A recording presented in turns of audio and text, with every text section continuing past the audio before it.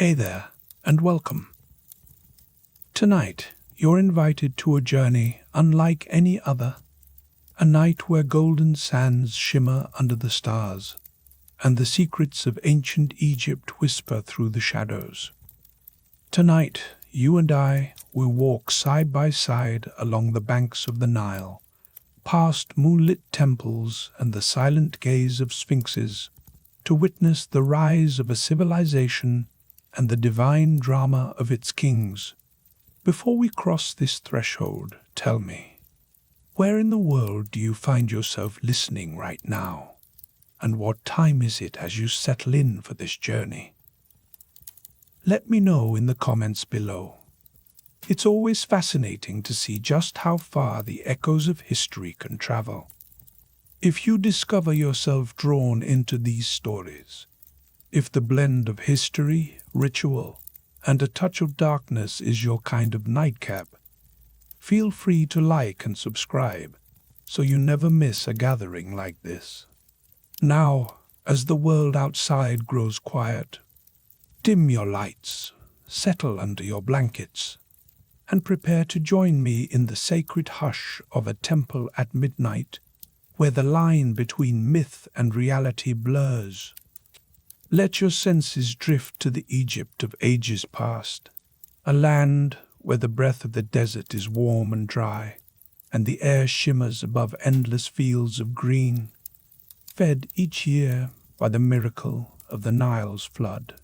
Here, civilization rises from river mud and sunlight, stretching its arms in colossal monuments and painted pillars that seem to defy the ages. For more than 3,000 years, Egypt stood as a beacon of wealth and splendor, ruled by figures whose names still carry the weight of gods. But let's not be fooled by the familiar images of gold masks and gleaming palaces.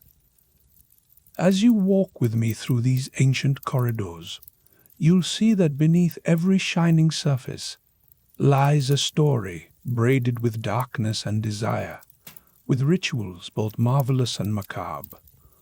The pharaohs, those god-kings whose faces once smiled from coins and colossal statues, lived lives that shimmered with power and privilege, yet trembled under the shadow of fate, secrecy, and obsession. Our journey tonight will not simply recount dusty facts or parade names through the gloom. Instead, I invite you to become part of the ritual. Imagine you are here in the candlelit sanctuary, the sweet scent of lotus drifting on the air, as the priests recite spells older than memory itself. We will peer into the daily lives of the pharaohs, into the hush of their private chambers, the fevered whisper of their councils, and the echoing halls where bloodlines and destinies were forged. We will stand in awe at the foot of their tombs, but we will also shudder at the price paid for eternity. In the beginning, Egypt was not one, but many, scattered tribes bound together only by the promise of the Nile's bounty. The land itself was a patchwork of fields, villages, and sacred groves, each with its own gods and guardians. Then came the moment that would shape all that followed, the unification under a single king, who legend tells us was called Nama, though some know him as Menes. Picture him, crowned in white and red, striding across the dawn-lit plain, binding the two lands, Upper and Lower Egypt, into a single kingdom with the sweep of his scepter. This was no small feat. It was a triumph of will, ambition, and perhaps a touch of brutality. The Nile, with its patient annual floods, became the throbbing artery of an empire. Along its banks, cities blossomed.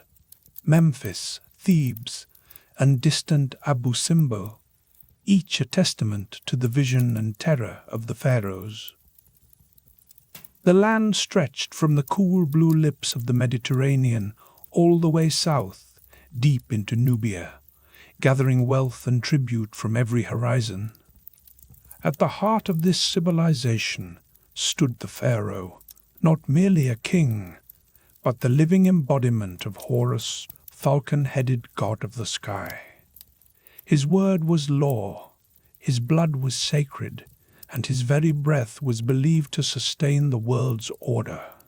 Imagine the weight of this power, a burden and a blessing, woven together with gold thread and the constant threat of chaos. The pharaoh's role was to uphold Ma'at, the cosmic balance, through ritual, justice, and the ceaseless placation of gods both gentle and terrible. Every day, priests and scribes like myself would gather before dawn, preparing offerings and chants to ensure the sun would rise on schedule. The pharaoh's presence was required at countless ceremonies. He was the axis around which the machinery of state and spirit revolved. Yet, for all this magnificence, the palace walls hid stories of fear, secrecy, and sometimes madness. The pressure of divinity pressed hard, and even the most gilded throne could become a prison. Egypt's achievements dazzled the world. The inventions, hieroglyphic writing that danced on temple walls, a calendar precise enough to predict the Nile's moods, sailboats that skimmed between papyrus banks, remade the possibilities of human life. But perhaps nothing spoke louder than the monuments. Imagine standing at Giza as the sun sets, the shadows of the pyramids stretching across the sand like the fingers of sleeping gods. These were not just tombs, they were engines of immortality, built to thunder the pharaoh's name across eternity. And yet, listen closely to the silence between stone blocks and painted frescoes, and the questions begin to surface. What drove these rulers to such extremes? How many lives were spent and broken to raise a single obelisk, or to fill a tomb with treasures and curses? The pharaoh's quest for immortality was not gentle. It demanded marriages within the family to keep the bloodline pure, demanded servants and animals to follow the ruler into the afterlife, demanded sacrifices, sometimes of unimaginable cruelty, all to appease a hunger for eternal glory. Tonight, as you lie in the hush of your own room, I invite you to reflect. What would you sacrifice for even a taste of immortality? And what shadows would you leave behind, should you ever wear a crown that claimed you were a god? As we walk deeper into this labyrinth of light and darkness, I promise you'll meet the faces behind the legends. Hatshepsut, the woman who dared to rule as king. Akhenaten, who turned the gods upside down. Tutankhamun, whose golden tomb tells the world both a bedtime story and a warning. Ramses the Great, whose ego and ambition shaped an empire's fate. Their lives and deaths are riddled with secrets, and even now, the sand refuses to yield all its answers. So, as the incense curls and the night grows deeper, ready yourself for the next rite. We are about to step through the veiled door into the pharaoh's world, not as distant onlookers, but as silent witnesses to power, passion, and peril. Imagine now a day in the life of a pharaoh at the height of the new kingdom around 1500 BCE. Come closer, honored initiate, and let me guide you through this day in the life of a pharaoh, as only those who dwell in the shadowed halls of the temple truly understand. It is dawn in Thebes, around 1500 years before the birth of your own city. The eastern sky glows with a soft, golden blush that spills over the gleaming limestone walls of the royal palace. In this quiet, sacred hour, the world holds its breath, and the living God stirs within the heart of his kingdom. The palace itself is a wonder, vast, labyrinthine, and alive with the hush of servants whose feet barely disturb the polished stone. The first music of the day is not bird song, but the sound of blind harpers plucking gentle melodies, their fingers dancing over strings as they serenade the coming sun. Their music floats down torchlit corridors, where the scent of lotus and frankincense lingers in the air, mingling with the coolness of the night that has not yet fully retreated. Within the innermost chamber, the pharaoh awakens. His sleep is not the sleep of ordinary men, for even his dreams are thick with omens and the voices of gods. Barefoot servants, chosen for their silence and skill, move around him, tending to the morning rites of purification. They shave his head and limbs to a perfect, gleaming smoothness, banishing the threat of lice and, symbolically, of chaos itself. Kohl lines his eyes, deepening their gaze, and a dusting of bright green malachite brings out the flickering fire reflected from the dawn. The air is heavy with the perfume of sacred oils, massaged into his skin until he glows with the sheen of divinity. Gold and electrum clasp his throat and wrists, cold at first and then warm against his flesh. The crown awaits, the falcon of Horus, its weight, a reminder of both celestial blessing and mortal burden. Each piece of jewelry, each pigment and scent, is not mere ornamentation, but a layer in the armor of godhood. By the time the pharaoh steps from his chamber, he is no longer simply a man, but the living vessel of cosmic order. In the courtyards, lush gardens spill over with papyrus, date palms, and flowering vines. Songbirds flit through the dappled sunlight, their calls echoing above fountains that bubble with clear water. Tamed baboons preen in the shade, and lion cubs, gifts from distant lands, sprawl in languid contentment on cool stone benches. There is beauty everywhere, but it is a beauty that serves a purpose. It reflects the undying harmony the pharaoh is sworn to preserve.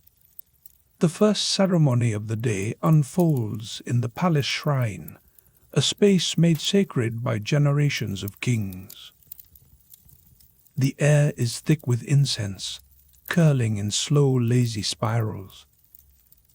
Priests in spotless linen sway as they chant hymns, their voices weaving a tapestry of praise.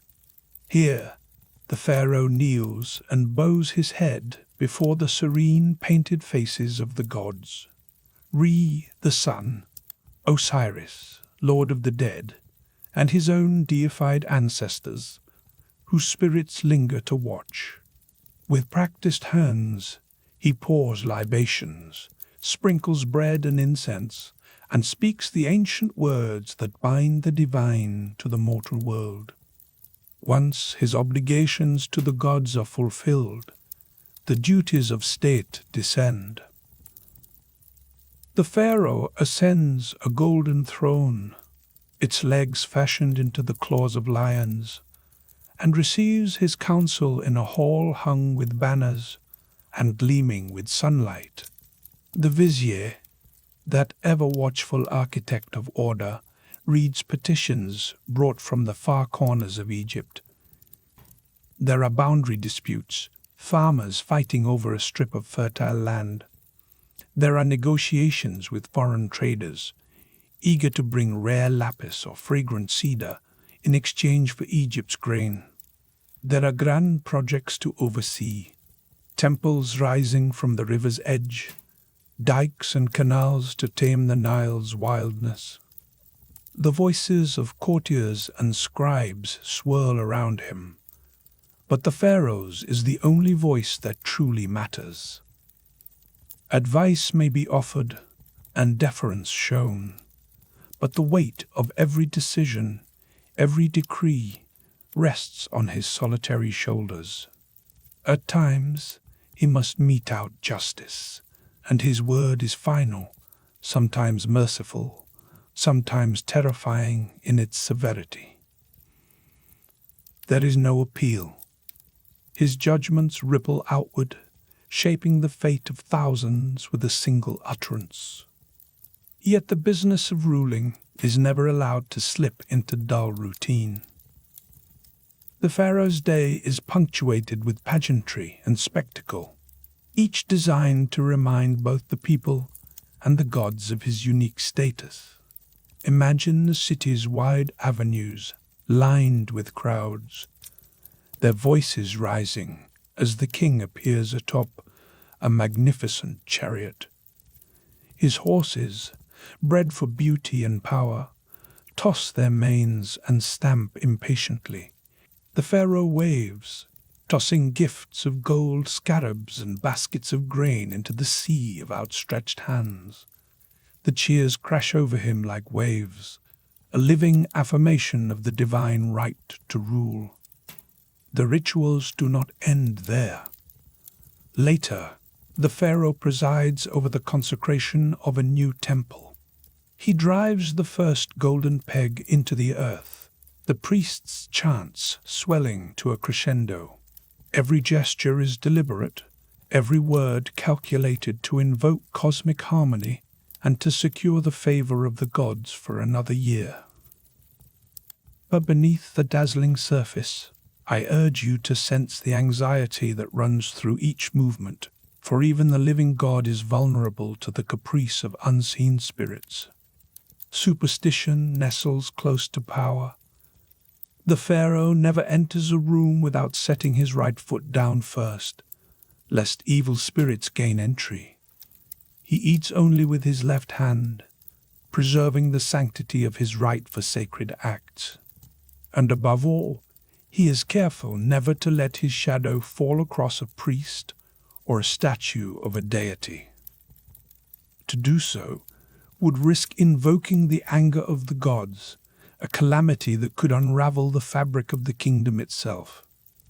In every action, the specter of cosmic chaos waits just outside the circle of ritual. As the sun journeys across the sky and the city bakes in its golden heat, the Pharaoh withdraws to private chambers. Here, for a brief span, he allows himself the illusion of relaxation. Dancing girls, draped in diaphanous linen, move to the slow, hypnotic rhythm of harps and lyres. The king reclines on a couch of carved cedar, sipping date wine from a goblet shaped like a lotus in bloom. Around him, advisors debate theology and the nature of immortality in low, thoughtful voices. Yet even in this apparent ease, the Pharaoh's gaze drifts to the west, where the sun begins its slow descent, a reminder that all earthly pleasures are fleeting. If you listen closely, you will hear the unspoken fear that stalks every moment of luxury. The Pharaoh's body is a temple, but it is also a prison. Death, that ever-watchful adversary, lurks in every shadow. To conquer death is the ultimate goal. And so, even as he feasts and laughs, the king's mind is never far from the tomb being carved for him in the Valley of the Kings. There, beneath the mountain's silent gaze, artisans labor to create a palace for eternity, filled with treasures, spells, and symbols meant to cheat the darkness. But before the Pharaoh can pass into immortality, he must first navigate the treacherous terrain of his own household. Here, in the inner sanctum, the greatest dangers are those closest to him. Securing the succession is not merely a matter of producing a son. It is a battle fought in whispers and glances, in alliances forged over shared blood and broken by ambition. The royal family is a hothouse of incest and jealousy, where sisters become wives and daughters are bartered for political advantage. The pharaoh's great royal wife, often his own half-sister, is both confidant and rival. She may plot with priests to place her son over another, or scheme with ambitious courtiers hidden in the shadows of the throne room. The stories that haunt the marble corridors are as old as the kingdom itself. Consider Hatshepsut, whose name you must remember. She began as a regent for her stepson, Thutmose III. But through cunning and patience, she claimed the throne for herself. She donned the regalia of kingship, even the ceremonial beard, and ruled with a will as iron as any man's. Her monuments still stand, defiant and proud, a testament to the power that women could wield behind the veil of tradition. Or reflect on the tale of Akhenaten, the heretic pharaoh who dared to shatter the ancient order. He declared the sun disk, Aten, as the one true god, casting aside the pantheon of centuries. He changed his own name from Amenhotep IV to Akhenaten, moved the capital into the desert's heart, and waged a campaign against the powerful priests of Amun. His reign was a storm of religious fervor and courtly intrigue. Plots blossomed like desert flowers, and when his rule collapsed, it was left to his young son, Tutankhamun, to piece together the broken fragments of the faith. Yet these stories, dramatic as they are, pale before the darkness that sometimes accompanied absolute power. In the oldest tombs, archaeologists have uncovered a truth so chilling it can make even the bravest scribe pause: the practice of human sacrifice. Early kings such as Jer and Jet were entombed with dozens of servants, ritually slain, so that they could continue their service in the afterlife. Imagine, for a moment, the terror of those who were chosen and the solemnity of the rites that marked their passing. There are tombs where the pharaoh's pets and treasures lie, beside piles of wigs, trophies shorn from the heads of the sacrificed. These are not stories for children, but the hidden cost of a king's immortality. In time, the Egyptians turned away from such horrors, substituting symbolic representations for the real blood of their followers. But the memory lingers, a stain on the otherwise dazzling fabric of Egypt's legacy. Even as you marvel at the splendor, I invite you to let this uneasy shadow settle in your mind, a reminder that the gulf between the pharaoh and those he ruled was as vast as the distance between earth and sky. As the sun sets and the palace grows quiet, the pharaoh's day draws to a close. But the story of these rulers does not end with nightfall. Ramses II, whom you may know as Ramses the Great, ruled at the zenith of Egypt's power. His victories and passions are etched in stone, his image multiplied 1,000 times on temple walls. Cleopatra, whose beauty and cunning ensnared Rome itself, remains both legend and mystery, her story woven into the wider tapestry of the world. And, of course, there is Tutankhamun, the boy king whose golden mask has become the very symbol of Egypt. His tomb, filled with unimaginable wealth, was a message sent across the ages, a promise and a warning. Today, our knowledge grows with every discovery. CT scans peer beneath the wrappings of royal mummies, revealing the deformities bred by incest and the wounds left by malaria or violence. Inscriptions and crumbling papyri bring to life the chaos of palace politics. Foreign concubines vying for favor, viziers plotting in the shadows, and the endless struggle to control the future. Through all these centuries, the paradox persists. Pharaohs as living gods, radiant and untouchable, yet haunted by fear and frailty. Their achievements dazzle, but their excesses disturb. Their relentless pursuit of immortality inspired the greatest temples and the darkest rituals. I invite you, as the honored initiate, to pause and reflect on this dual legacy.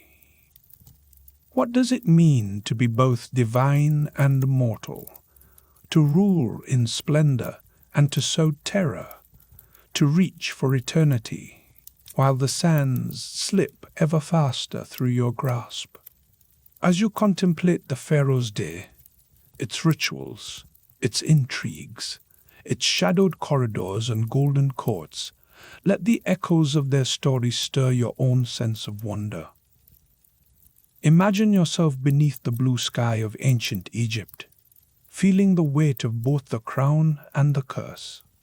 Now, as the lamps flicker low and the last hymn fades into silence, we stand at the threshold of the Pharaoh's most enduring mystery. For their story does not end with the closing of the palace gates. As we've seen, the pharaohs of ancient Egypt lived lives of opulence and grandeur, almost unimaginable today. In our next chapter, we will journey deeper still into the legacy they left behind, the shadow of megalomania and mortality, and the riddles that still haunt the stones they raised. Step quietly with me, honored initiate, deeper into the candlelit sanctuary where the air shivers with the memory of kings. You have already glimpsed the gold, the dazzling rites, the processions and feasts. But tonight, I reveal the cost written in shadow beneath the gleaming surface of the Pharaoh's world. Here, in the hush of painted columns, the true legacy of Egypt's divine rulers curls like incense, mysteries and obsessions that endure beyond the tomb. Let your mind linger on Ramses II, the living god who called himself master of the two lands. His name still echoes through the halls of time, carved deeper than any river. When he first donned the crown in the year we now count as 1079, before our present reckoning, he was little more than a youth, flesh and ambition entwined. Yet he would command Egypt for 66 years, longer than most men could dream of living, let alone ruling. His reign was an avalanche of grandeur, temples rising on the backs of thousands, obelisks stabbing the sky, and statues so vast that their stone faces alone could dwarf a dozen men standing atop one another. Imagine the dawns in Thebes, the city shaking with the sound of hammer and chisel as workers shaped the king's dreams into permanence. Each monument was not merely a house for the gods, but a mirror for Ramses's own image, a proclamation that his divinity would outlast even the sun. He believed each stone, each engraved name, would chain his spirit to eternity. Look, honored guest, at the faces of other kings, their names chiseled away, replaced by the mark of Ramses. In every shadowed corridor, you find his likeness, eyes wide with hunger for immortality. Yet such hunger breeds excess. The great Ramses gathered a harem whose numbers blurred into legend, fathering more than 100 children. His halls teemed with wives, concubines, and sons vying for his favor. In the flicker of lamplight, the palace seethed with rivalry and whispered plots, all circling the axis of a single will. Every life was woven tightly around his, every heartbeat echoing the rhythms of his ambition. But this craving for godhood was not content with building or begetting alone. Ramses, in his relentless pursuit of self, erased the very past he inherited. He ordered the names of predecessors to be scraped from temple walls, the faces of ancient kings to be smashed or replaced with his own. The monuments of Egypt became a hall of mirrors, each one reflecting only Ramses's glory back to him. Even the statues that rose above the Nile, some soaring more than 80 feet into the blue, were not simply tributes, but thunderous declarations of self-deification. Yet follow me further, into the silence beyond the festival lights, and you will find a darkness more profound than mere vanity. In the Valley of the Kings, Ramses built his eternal house, the Ramesseum, a tomb so vast it became a city of its own, populated by priests, artisans, and slaves who labored not just for the living king, but for the king's shadow. His burial chamber overflowed with splendor, golden chariots gleaming in the torchlight, alabaster vessels cold and smooth as moonlit river stones, beds of cedar fit for a god's dreams. Every object was chosen to accompany him beyond the veil. Even the soft tread of his pet lion was not forgotten. When Ramses's last breath left him, the lion too was mummified, swaddled in linen and laid at his master's side, an eternal guardian, or perhaps an unwilling companion. But the most chilling legacy, honored initiate, lies in the rites that unfolded in the tomb's deepest shadows. Recent revelations, whispers unearthed from the dust, speak of ritual sacrifices among the pharaoh's household. Servants, concubines, and trusted companions were slain at his passing, their bodies arranged forever, as if still anticipating his call. These souls, condemned to serve in both worlds, stand as silent testament to how far a god-king's reach could extend. Pause here and reflect. How easily awe turns to unease. Ramses's golden age was built on the backs of countless laborers, their sweat and blood poured into stone as fuel for one man's immortality. His was a reign of splendor, yes, but also of exploitation and unspeakable sacrifice. The grandeur that dazzled the world also masked a brutality as enduring as the monuments themselves. And Ramses was not alone in this.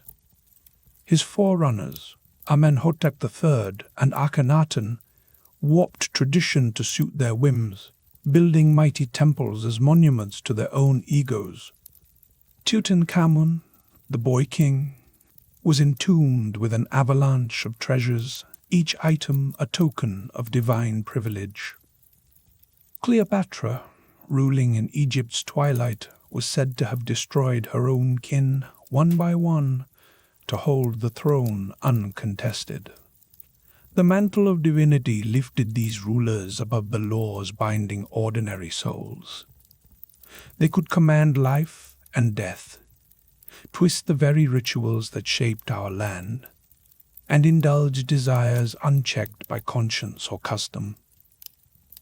The promise of eternity made excess not only possible, but inevitable. When a man believes himself a god, what limits can restrain him? With every pyramid and every mummified pet, with every sacrificed servant, the line between worship and horror blurred. Their obsession with immortality bred a madness that infected the empire's heart. Yet even these mighty ones could not escape the end. No amount of gold or incantation could shield them from death's cold embrace. The pharaohs, once radiant with power, became mummies, their bodies wound tight in linen, their treasures left to the silence of forgotten tombs. Time, indifferent to glory, swept over their empires, burying gods and mortals alike beneath shifting sand. The lesson lingers, sharper than an obsidian blade. In the mirror of the pharaohs' lives, we see reflected the dangers of unchecked power and the futility of denying our own mortality. Their stories remain a warning and a fascination, echoing through the corridors of history and into our own restless age. Even now, in a world of modern rulers and titans who fancy themselves unbound by ordinary laws, the fate of Egypt's god-kings offers a caution. All thrones crumble, all names fade, and the darkness comes for all. As you stand at the threshold of the next chamber, let your thoughts dwell on the grandeur and the shadows intertwined in Egypt's royal line. We have uncovered treasures, pieced together rituals, and stared into the abyss that lies just beneath the surface of splendor. But so much remains hidden, waiting for the patient hand of time or the boldness of future seekers. The pharaohs endure in our imagination, half hidden and half revealed, as splendid and as disturbing as the first glimpse of a sarcophagus in torchlight. With each new discovery, with each tale whispered beneath the stars, we come a little closer to understanding the hearts that beat behind the golden masks. The duality of divinity and mortality, splendor and brutality, that is their true legacy, and it is ours to ponder. And now, as the oil lamps flicker low and the hush of pre-dawn settles over the temple, prepare yourself for what comes next. For with the rising sun, the pharaoh himself will awaken to the rhythms of the day. His routine, a tapestry of rituals, judgments, and sacred duties. Now, honored initiate, let us draw back the veil on a single day in the life of the pharaoh.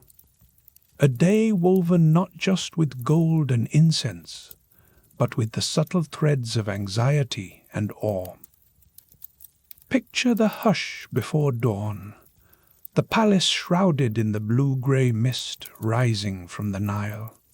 In the dimness, servants glide silently along the corridors, their footsteps muffled by woven rush mats. The air is cool, tinged with the sharp scent of lotus and the faint lingering aroma of last night's incense. Before the first rays of the sun crown the horizon, the pharaoh stirs. His awakening is no casual act. It is the beginning of a sacred performance, a daily rebirth. Priests, clad in pristine white, stand ready by the sacred pool. They await their living God with downcast eyes, hands clasped in anticipation. The pharaoh approaches, his expression inscrutable. At a signal, the priests begin the purification, pouring cool water over him in rhythmic cascades. Each drop is a prayer, washing away the night shadows and preparing him to stand as the axis of the world once more. You, as an initiate, may sense the weight in the air, the pressure of expectation, the collective breath held by all Egypt. Every gesture in this ritual is charged with cosmic consequence. The priests murmur invocations to the gods, their voices blending with the soft trickle of water. The pharaoh is not merely cleansed, he is remade, his body and spirit made fit to sustain the sacred order, what we call Ma'at, the invisible law holding chaos at bay. Now comes the robing, a ceremony as solemn as any battle. The palace's finest linens, as white as the clouds that drift above the river, are draped across his body. Attendants fasten intricate amulets around his neck, the ankh for life, the scarab for rebirth, the eye of Horus for protection, the double crown, symbol of his dominion over Upper and Lower Egypt, is set upon his brow. In one hand he takes the crook, gentle emblem of his role as shepherd. In the other, the flail, a sign of his power to punish and protect. Each item gleams with sacred meaning, and as they are presented, the priests recite origin tales and invocations, weaving the pharaoh's personal history with that of the gods themselves. Even these routines carry immense risk. To stumble, to don a garment in the wrong order, is to invite disaster. The ancient stories tell us that even a misplaced sash could anger the gods, unleashing drought or disease upon the land. You might feel the tension in the chamber, the sense that every motion is a step along a knife point, where the ordinary and the divine must remain perfectly balanced. Once adorned in his regalia, the pharaoh steps into the golden morning. The palace awakens around him with the rising sun, courtiers and servants bowing low as he passes. The air now hums with anticipation. His first duty is always to the gods, for without their favor, Egypt would wither. He proceeds in a stately procession toward the great temple, its pylons casting long blue shadows across the flagstones. As he enters the sanctuary, incense fills his lungs, sweet and biting. Here, the pharaoh is not only ruler, but high priest of every temple in Egypt. He stands before the cult statues, offerings arrayed on polished altars, loaves of bread, jars of honey, the choicest cuts of beef, cool water from the Nile, and delicate lotus blossoms. With precise movements, he pours libations, sprinkles grains, and waves burning incense, all while priests intone hymns and sacred spells. Each word, each gesture, is believed to reverberate through the heavens, ensuring the sun will rise, the river will flood, and the crops will grow. Yet beneath the grandeur, a tremor of anxiety persists. If the ritual falters, even by a breath, the world could tip into chaos. The pyramid texts, inscribed deep within the royal tombs, are not mere decoration but scripts for survival, guides to appease the gods now and in the world to come. Imagine the pressure. Every syllable, every gesture must be flawless, for the fate of Egypt hangs in the balance. Once the rituals conclude, the pharaoh exchanges the incense-laden air of the temple for the cooler, drier halls of his palace. Here, the business of empire awaits. Viziers, his most trusted advisors, approach, bearing tidings from the distant reaches of the kingdom. They speak in hushed, urgent tones of border skirmishes near Nubia, diplomatic gifts from the Hittites, whispers of rebellion in some remote nome. The pharaoh listens, his gaze unwavering. Every decision he makes is measured against Maat, that delicate balance of truth, justice, and cosmic order. Petitioners arrive, kneeling to plead their cases. A farmer disputes his neighbor over a canal. A merchant seeks permission for a new trade venture. A widow begs for redress. The pharaoh's word is final. His judgments ripple outward, shaping the lives of thousands. Yet, for all his power, He is surrounded by the dangers that absolute rule brings. No one can truly oppose him, but that very isolation breeds paranoia. The annals whisper of rulers who, intoxicated by power, turned cruel, imposing crushing taxes, ordering the construction of impossible monuments, or purging rivals with a nod. Consider the tale of Thutmose IV, who, fearing rivals within his own blood, ordered the deaths of his brother and mother to secure his throne. The corridors of power, for all their brilliance, echo with footsteps of fear. Even the bonds of family can become snares, as ambition and suspicion twist love into betrayal. Still, the pharaoh's day is not solely defined by governance or threat. There are moments when he seeks pleasure, if only to remind himself of his humanity. Picture the royal hunting party. Horses champ at their bits, chariots gleam in the morning sun, and the pharaoh stands poised, bow in hand.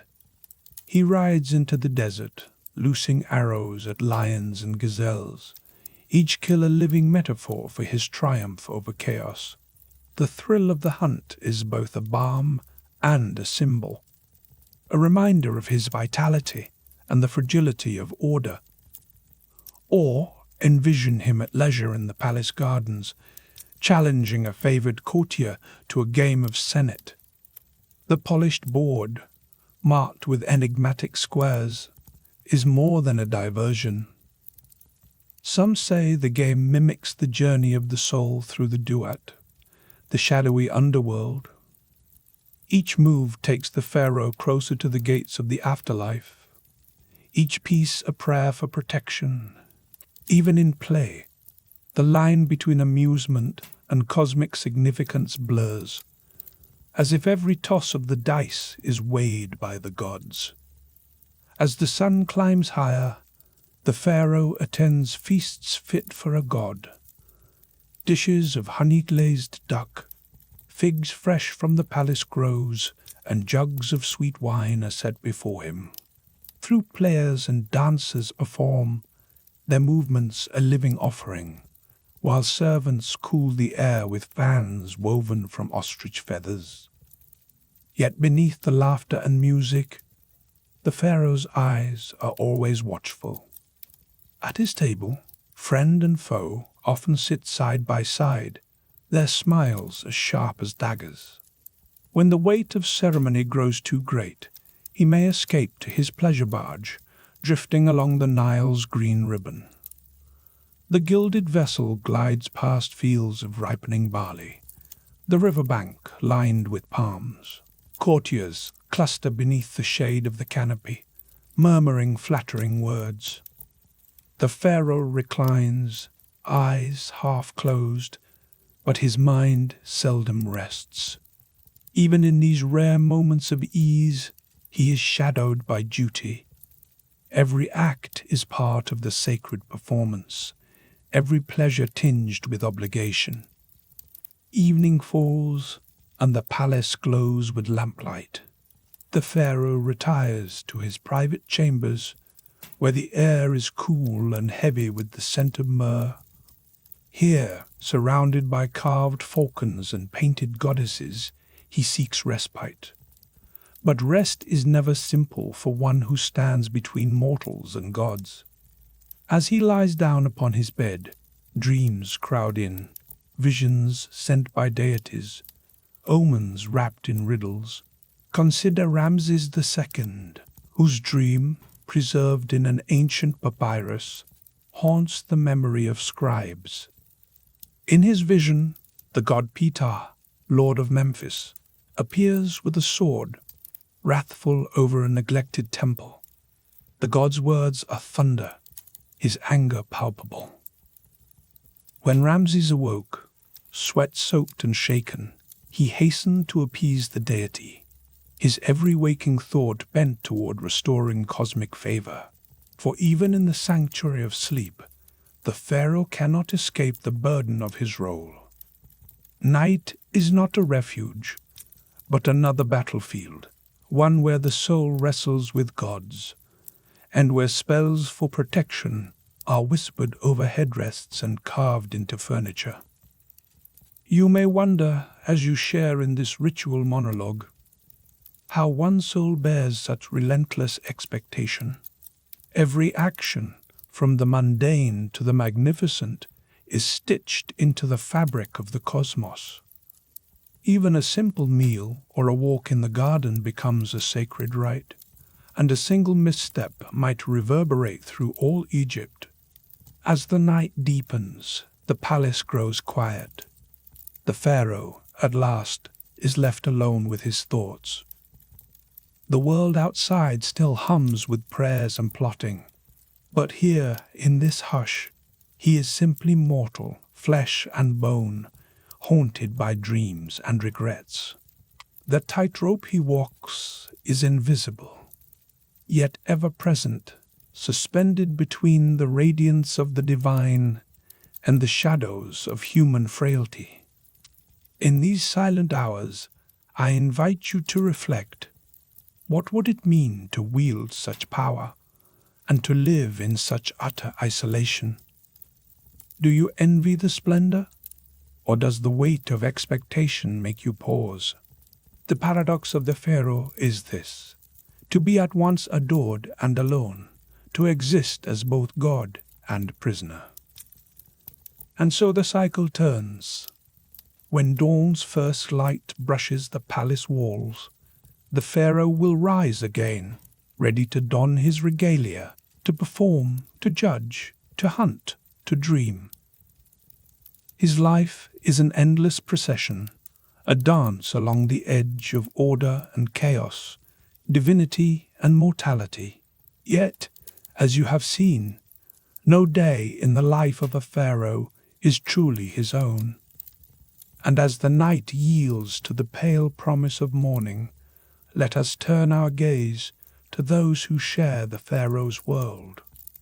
For behind the throne, within the hush of the harem and the glitter of the court, royal relationships and rivalries stir, threads that will shape the fate of Egypt long after the pharaoh's dreams have faded. Step quietly with me now, honored initiate, deeper into the lamp-lit corridors of the palace.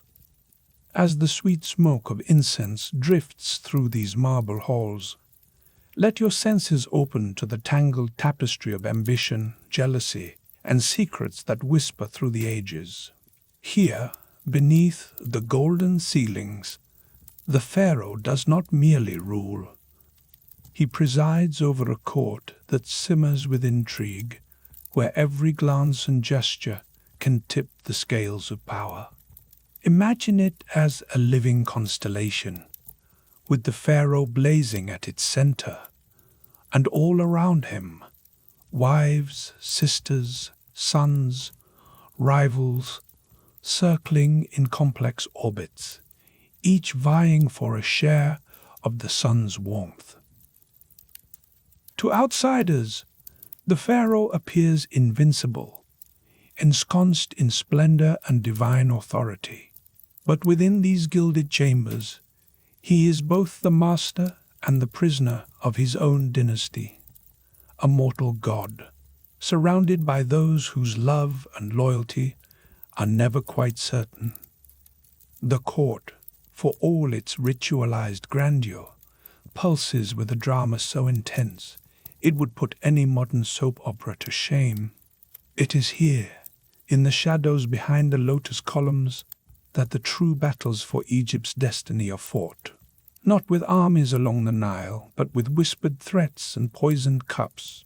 Let your imagination settle on the women of the royal household, for they are far more than mere adornments to the king's life.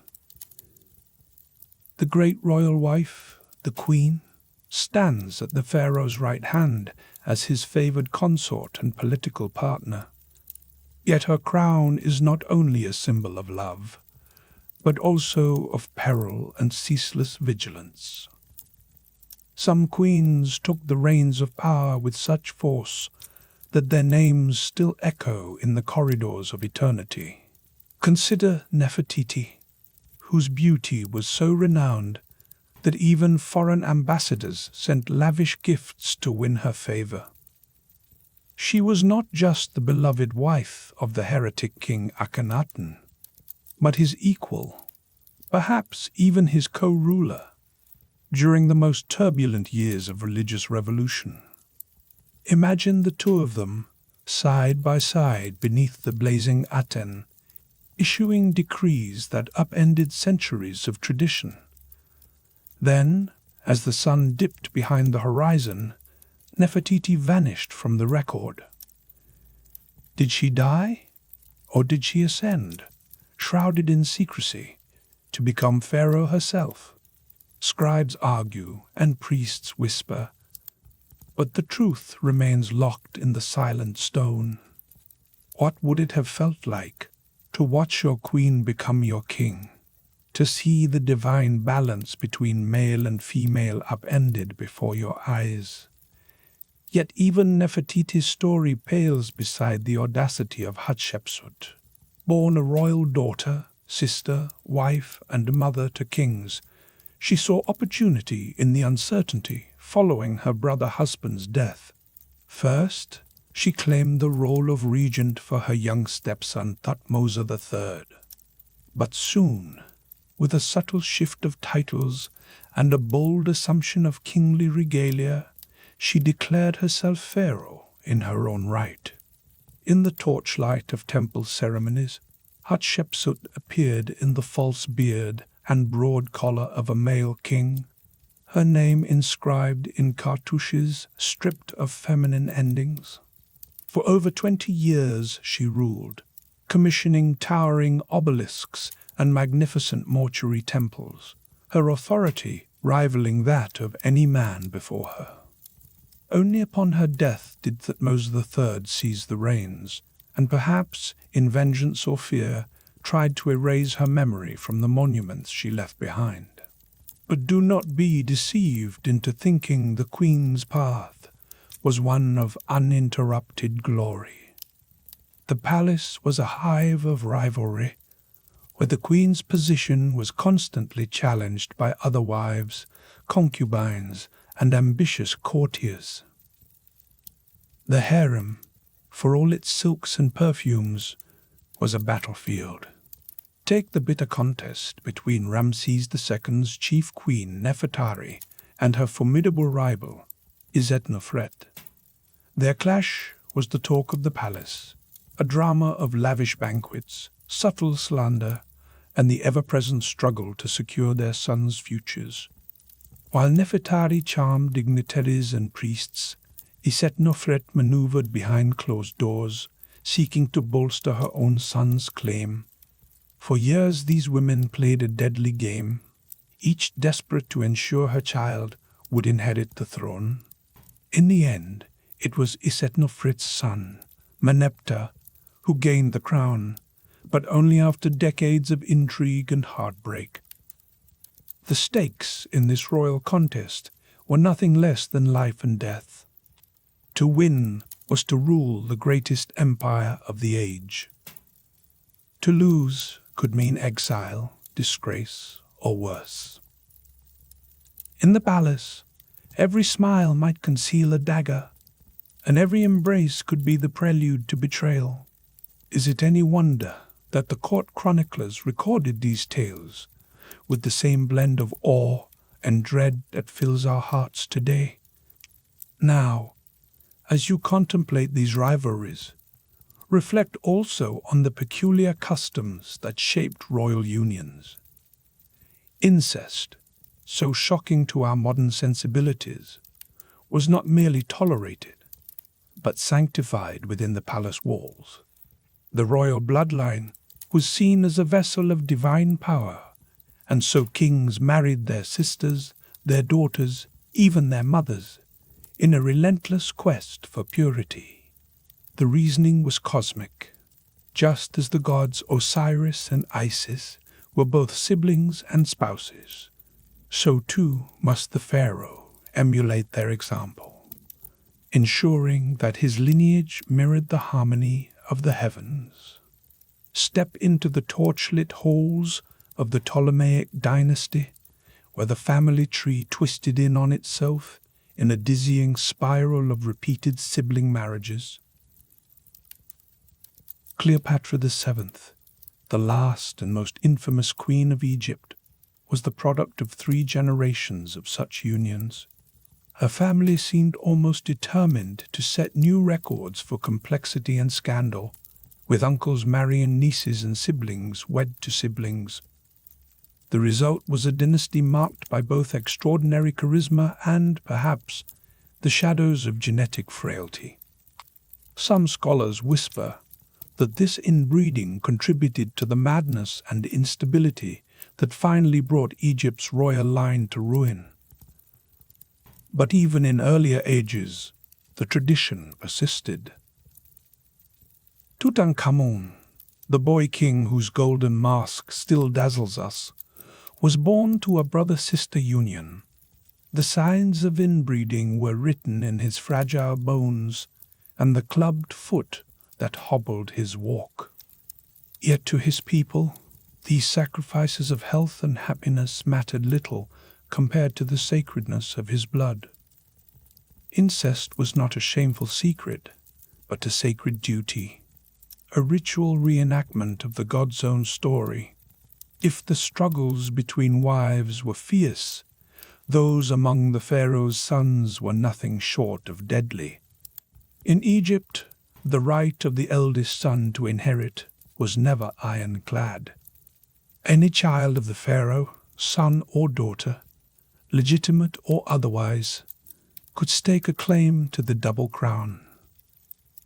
Succession was a perilous, unpredictable affair, often decided not by law, but by cunning, violence, and chance. Picture the court of Amenemhat I, first 12th dynasty. Once a mere advisor, he seized power through a carefully orchestrated coup, donning the crowns of Upper and Lower Egypt. Yet even as he celebrated victory, conspiracies bloomed like night flowers around him. One chilling night, assassins crept into the royal bedchamber, their blades glinting in the lamplight. Only the quick intervention of loyal guards saved the king. He fought for his life nearly naked, the thin linen of his sleeping robe stained with sweat and fear. Shaken to his core, Amenemhat did what no pharaoh before him had dared. He crowned his son, Senusret, as co-king while still alive. By splitting the power, he hoped to anchor the fragile ship of state against further storms. His advice to his heir, written in a treatise of wary wisdom, rings true across the centuries. Trust no one, not even those closest to you, for in the shadows, ambition sharpens its knife. And then there is the grim tale of Ramses III, the last of the great pharaohs whose reign ended in blood and betrayal. In his final years, the palace was a nest of intrigue, the air thick with rumors and plots. One of his wives, Tie, desperate to see her son Pentuer succeed, wove a conspiracy that nearly toppled the dynasty. Servants were bribed, guards corrupted, and poison procured. The plot was uncovered only at the 11th hour, triggering a desperate struggle within the palace walls. Ramesses, already weakened and weary, was attacked in his own chambers. His throat was cut by an assassin who had slipped past the guards, and though he lingered long enough to name his successor, the court descended into chaos. Tie and her co-conspirators were dragged before judges, forced to end their own lives, while Pentuer met a brutal, ignominious death, denied even the solace of a proper burial. Even in the afterlife, these rivalries refused to slumber. The monuments and tombs of Egypt are littered with erasures, curses, and graffiti, evidence of sons seeking to obliterate the memory of rivals, of queens striving to rewrite their place in history. In the end, the pharaoh, for all his splendor, was never safe. Surrounded by luxury, adorned in gold, he lived every day with the knowledge that the greatest threat might come not from foreign enemies, but from his own flesh and blood. So, as you stand with me in these shadowed halls, ask yourself, what price would you pay for absolute power? Would you trust your brother, your mother, your own child? The double crown weighed heavy, crushing those who wore it with the burden of unending vigilance. The glory of Egypt was born from this collision of divinity and brutality, devotion and betrayal. In these royal dramas, we glimpse not only the grandeur of the pharaohs, but also their deepest fears, their desperate struggle to outwit the darkness within their own families. Now, as the lamps flicker low and the hush of midnight falls upon the palace, let us step onward. The next chamber awaits, a place where the pharaoh's mortality is momentarily set aside, and he stands before us as a living god. The oil lamps flicker low, casting golden ripples along the painted columns of the inner sanctum. You, honored initiate, stand at the threshold between two worlds, one of mortal dust and another shimmering with the promise of eternity. Tonight, as the sacred incense swirls in thick, perfumed ribbons, let me guide you deeper into the mysteries of kingship, where the pharaohs walked as gods among mortals and shaped the fate of Egypt with every word, every breath. Imagine, if you will, the pharaoh's procession at dawn. The first rays of the sun god Ra spill across the white limestone courtyards, gilding the pharaoh's silhouette as he steps forth in the regalia of the living Horus. His crown blazes with the twin plumes of Upper and Lower Egypt, and his bare feet touch the earth with a purpose that is as much celestial as it is human. In that moment, he is not merely a man. The people who kneel before him see the falcon-headed god incarnate, the living bridge between heaven and the Nile-flooded fields. This divinity is not a distant myth, but a living truth woven into every fiber of daily life. The pharaoh is the axis upon which the world turns, the one who maintains Ma'at, divine order, in a universe always on the edge of chaos. He is the son of Ra, kissed by solar fire, and yet also the beloved child of the sky goddess, Nut, destined to rise into the stars. Parents teach their children to whisper his names in the morning, hoping to share in the glow of his immortality. Yet, beneath this splendor lies a darkness that is as old as the desert night. Consider the chilling rites enacted at the death of a king. When a pharaoh's final breath escapes him, it is not only his family who mourns. The entire court, the priests, the artisans, even the animals, everyone is swept into a tide of ritual and sacrifice that blurs the line between devotion and terror. You may have heard of the retainer burials, the most haunting of all royal customs. In the earliest dynasties, when the sacred hills of Abydos were crowned with freshly hewn tombs, the pharaoh's journey into the afterlife was paved with flesh and bone. As soon as the king's body was prepared for eternity, scores of loyal attendants, servants, officials, even favored animals were selected to follow him into the darkness. For them, This was the highest honor, to serve the Divine One not just in life, but forever beside him in the field of reeds. Step with me into the cool silence of King Jir's tomb. Archaeologists, pressing their lanterns against ancient shadows, found 318 subsidiary graves girdling his burial chamber like a grim necklace. Each grave held the remains of a servant, arranged in ordered lines as if awaiting the king's next command. Some still wore beads or bracelets, tokens of their service. The air, thick with the memory of incense and grief, seemed to whisper of lives given willingly. Or perhaps not so willingly, for the sake of royal comfort in eternity. And the animals, oh the animals. The pharaohs loved their pets fiercely, and in death they expected to be reunited. The tombs of the early kings yield up not only cats and dogs, but monkeys, gazelles, and in one astonishing case, 12 sacred baboons, their bodies curled in eternal vigilance. The donkeys that once bore funeral offerings, the hounds that guarded the palace gates, each was dispatched as an offering, a living bridge to the gods. In Ho-Aha's tomb, 10 donkeys rest forever at their master's side.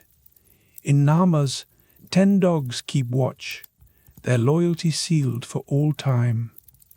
But the most enigmatic offering of all is one that startles even the steadiest of scribes: human hair, shorn in staggering quantities from living heads. Deep beneath the temple of Anubis at Saqqara, archaeologists have unearthed a labyrinth of catacombs filled with 30 million animal mummies and 80 tons of human hair. Imagine the dark corridors, lined with linen-wrapped bundles and heaps of black coiled tresses, all sacrificed in the hope that Anubis, the jackal-headed lord of embalming, would guide the king safely through the perils of the underworld. Each strand is a silent plea, a wish for safe passage, a bargain struck in the currency of the body itself. Pause now and reflect. To us, with our distant eyes, such loss may seem unthinkable, a price too high for a single man's comfort, no matter how divine. Yet, in the sacred logic of ancient Egypt, it was the pharaoh's journey that mattered most. All else was secondary, all lives measured against the brilliance of his eternity. Still, the river of tradition does not flow unbroken. Over time, the custom of human sacrifice faded. By the Middle Kingdom, the graves surrounding the pharaoh's tombs held no bodies, only shabti figurines, carved from wood or stone, inscribed with spells to ensure they would leap to life and serve their master in the world beyond. The horror of flesh and blood gave way to the magic of symbol and word. Yet the shadow of the past lingered. The royal tombs of the early kings remain a sobering testament to the absolute power of the pharaohs, a power that could command both the living and the dead. The lengths to which the ancients would go to guarantee the king's comfort in death are almost unimaginable. The tomb of Seti I, with its endless corridors and vaults packed with treasures, speaks of a belief in earthly eternity that brooks no compromise. Not every pharaoh, however, clung to the old ways. In the reign of Akhenaten, the heretic king, a different wind swept across Egypt. Akhenaten cast aside the ancient gods, worshipping only the radiant disk of the sun. He moved the capital to Akhetaten, a city washed in sunlight and strange new prayers. His tomb, unlike those of his ancestors, was puzzlingly empty of subsidiary graves. No retainer sacrifices, no grim rows of attendants.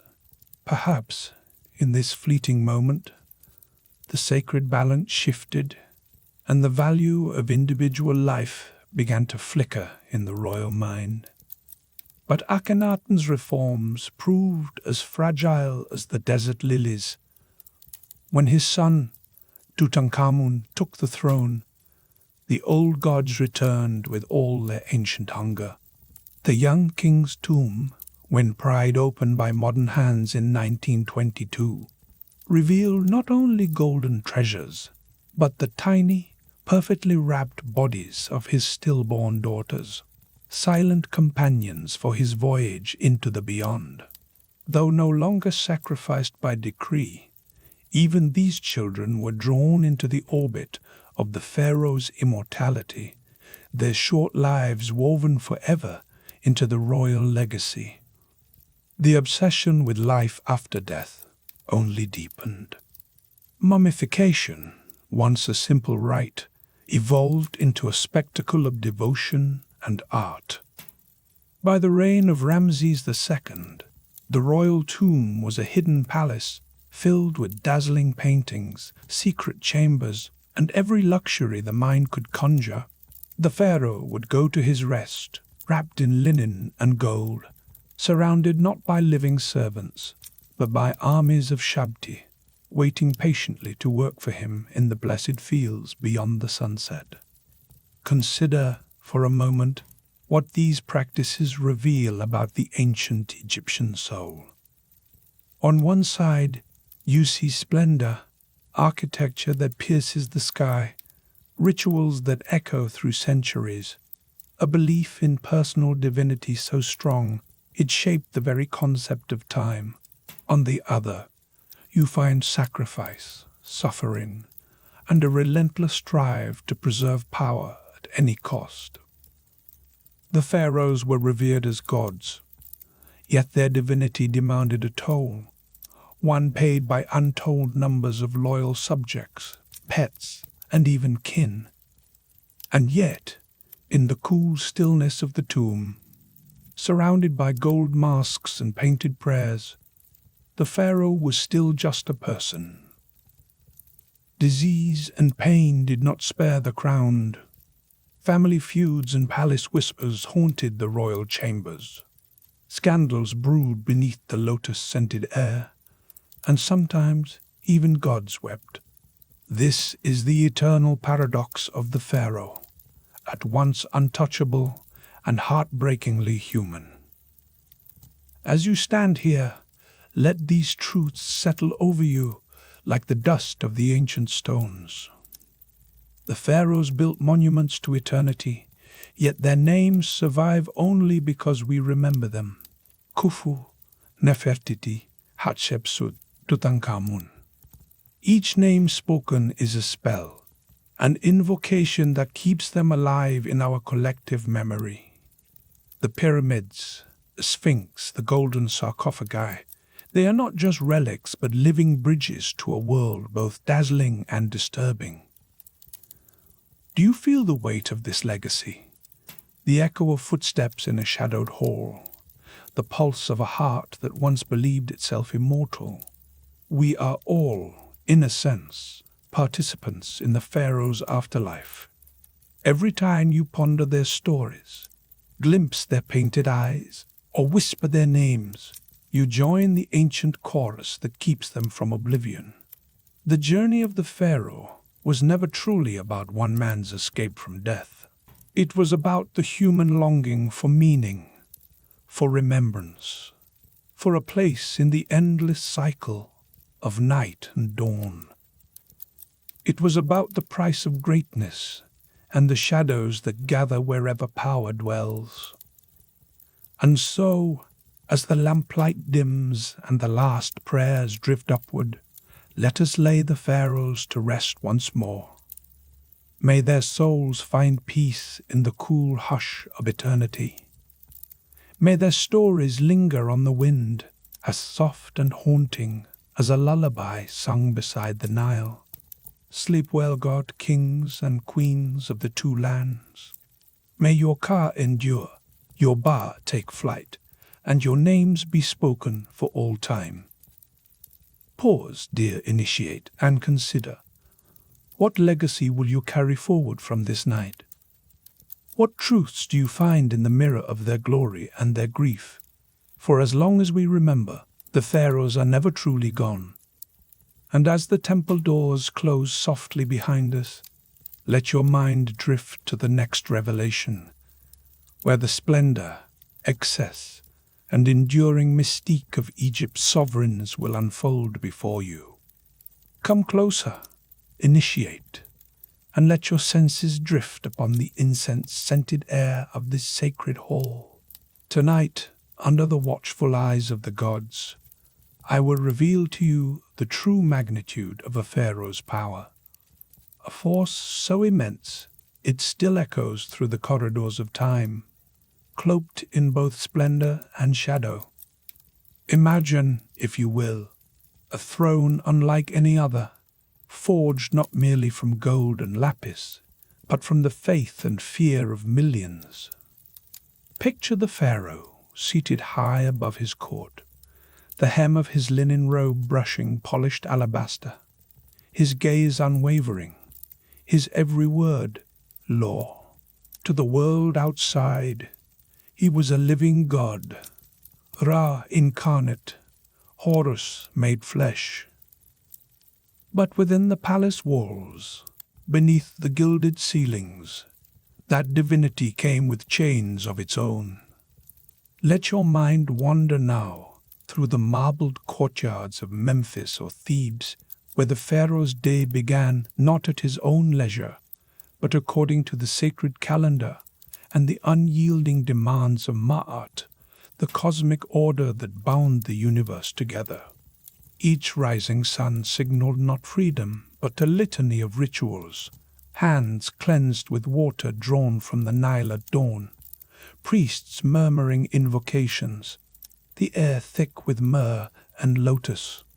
Food fit for immortals awaited him, platters of honeyed figs, roast goose, fragrant bread. But every bite was charged with meaning, every morsel another thread in the tapestry of divine duty. Now, imagine an endless procession of servants, their heads bowed, bearing ointments, perfumes, and shimmering jewelry. The pharaoh's attendant shaved his head and painted his eyes with kohl, not out of vanity, but to mark him as something apart, an earthly vessel of the gods. Even the act of dressing became a ceremony, layers of fine linen and amulets spelling out protection and power. Can you sense the weight of expectation? For every garment, every gesture, every word spoken was meant to uphold the balance between heaven and earth. But do not be deceived by the outward calm honored initiate, for behind the scenes the palace seethed with ambition and intrigue. Brothers eyed the throne, mothers schemed for their sons, and advisors whispered like cobras in the shadows. The pharaoh, enveloped in luxury, was always watched and always watching. His life was a performance on a stage whose audience included not only mortals but the gods themselves. Have you ever wondered what it must feel like to be both adored and feared, to carry the hopes and the dreads of an entire civilization upon your shoulders? Let me show you how the pharaoh's power manifested in stone and silence.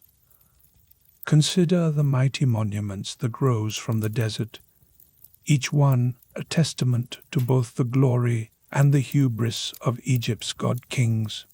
The Great Pyramid of Giza, commissioned by Khufu, his true name echoing through the centuries like a challenge, still pierces the sky after more than 4,000 years.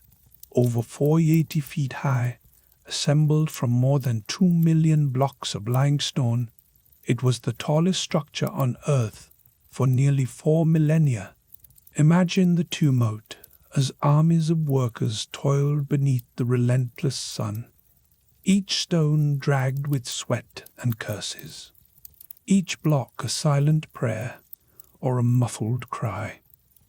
The logistics boggle the mind, copper chisels biting into rock, bronze saws rasping through stone, wooden sleds groaning beneath their burden.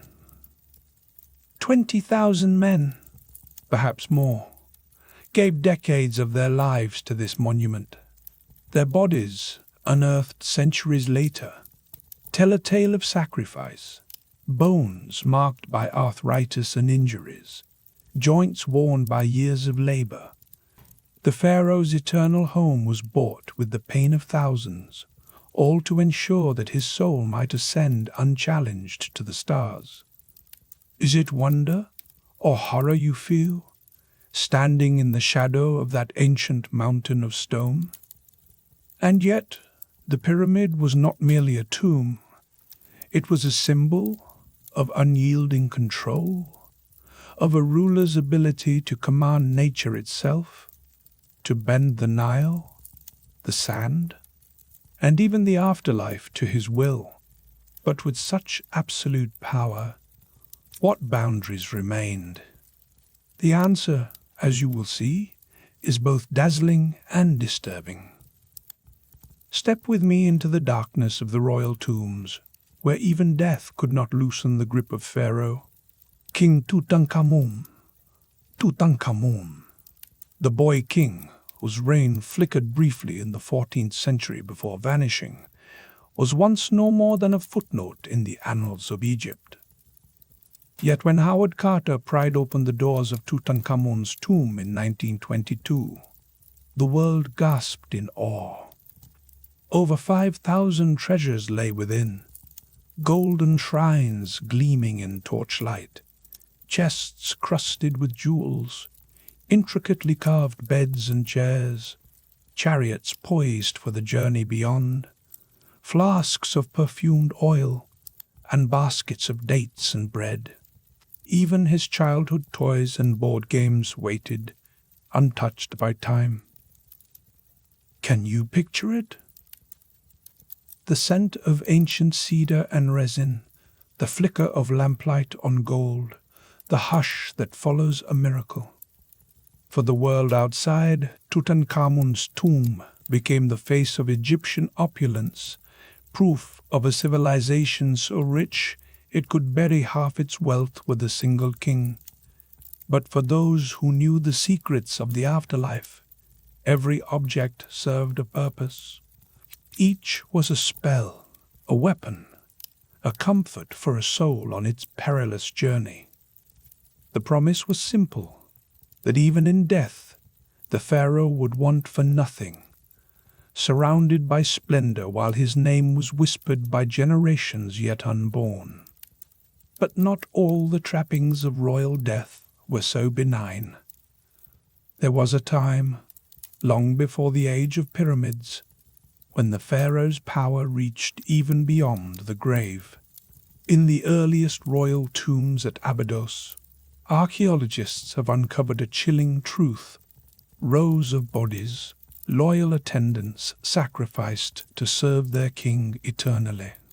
Court officials, servants, even prized hunting dogs were laid to rest beside the pharaoh, their lives offered up in a final, terrible act of devotion. This practice, known as retainer sacrifice, reveals the darkest edge of absolute rule. Death itself became a tool of statecraft, the pharaoh's authority enduring not just over the living, but over the very souls of his people. Perhaps it is cold comfort that by the Old Kingdom, such sacrifices faded, replaced by painted statues and carved shabtis meant to labor in the afterlife. Yet the message lingered. The pharaoh's will was boundless, unchecked even by the veil of death. The gulf between royal privilege and common hardship could not have been wider. As you listen, reflect, what would it feel like to know that your devotion might mean following your king into the next world, whether you wished it or not. Consider, too, the fate of those who were left behind. While pharaohs slumbered in golden coffins, wrapped in the finest linen and guarded by curses and magic spells, the ordinary people of Egypt faced a far starker end. Most were buried in simple pits, with only a few humble tokens to mark their passing. For them, the afterlife was less a palace and more a hope, a fragile dream clutched in calloused hands. It is little wonder that grave robbing became a constant threat, as the common folk gazed upon the riches locked within royal tombs and wondered why the gods favored kings so much more than men. Even the greatest of pharaohs could not escape the caprice of fate. Turn your thoughts to Ramses II, the peerless Ramses the Great, whose reign, spanning 66 years, brought Egypt to the height of its power and prestige. Ramses conquered lands, forged treaties, and built more temples and statues than any ruler before or after. His image loomed over Egypt, chiseled 1,000 times into stone. And yet, for all his might, Ramses found no peace in death. Tomb robbers, greedy priests, and even modern archaeologists disturbed his rest, scattering his bones and leaving his mummy battered and incomplete. When Gaston Maspero finally unwrapped Ramses's body in 1886, what emerged was both majestic and tragic. A face still regal with its sharp nose and strong jaw, hair turned white by centuries, but a body broken, a skull cracked, the marks of plunder plain to see.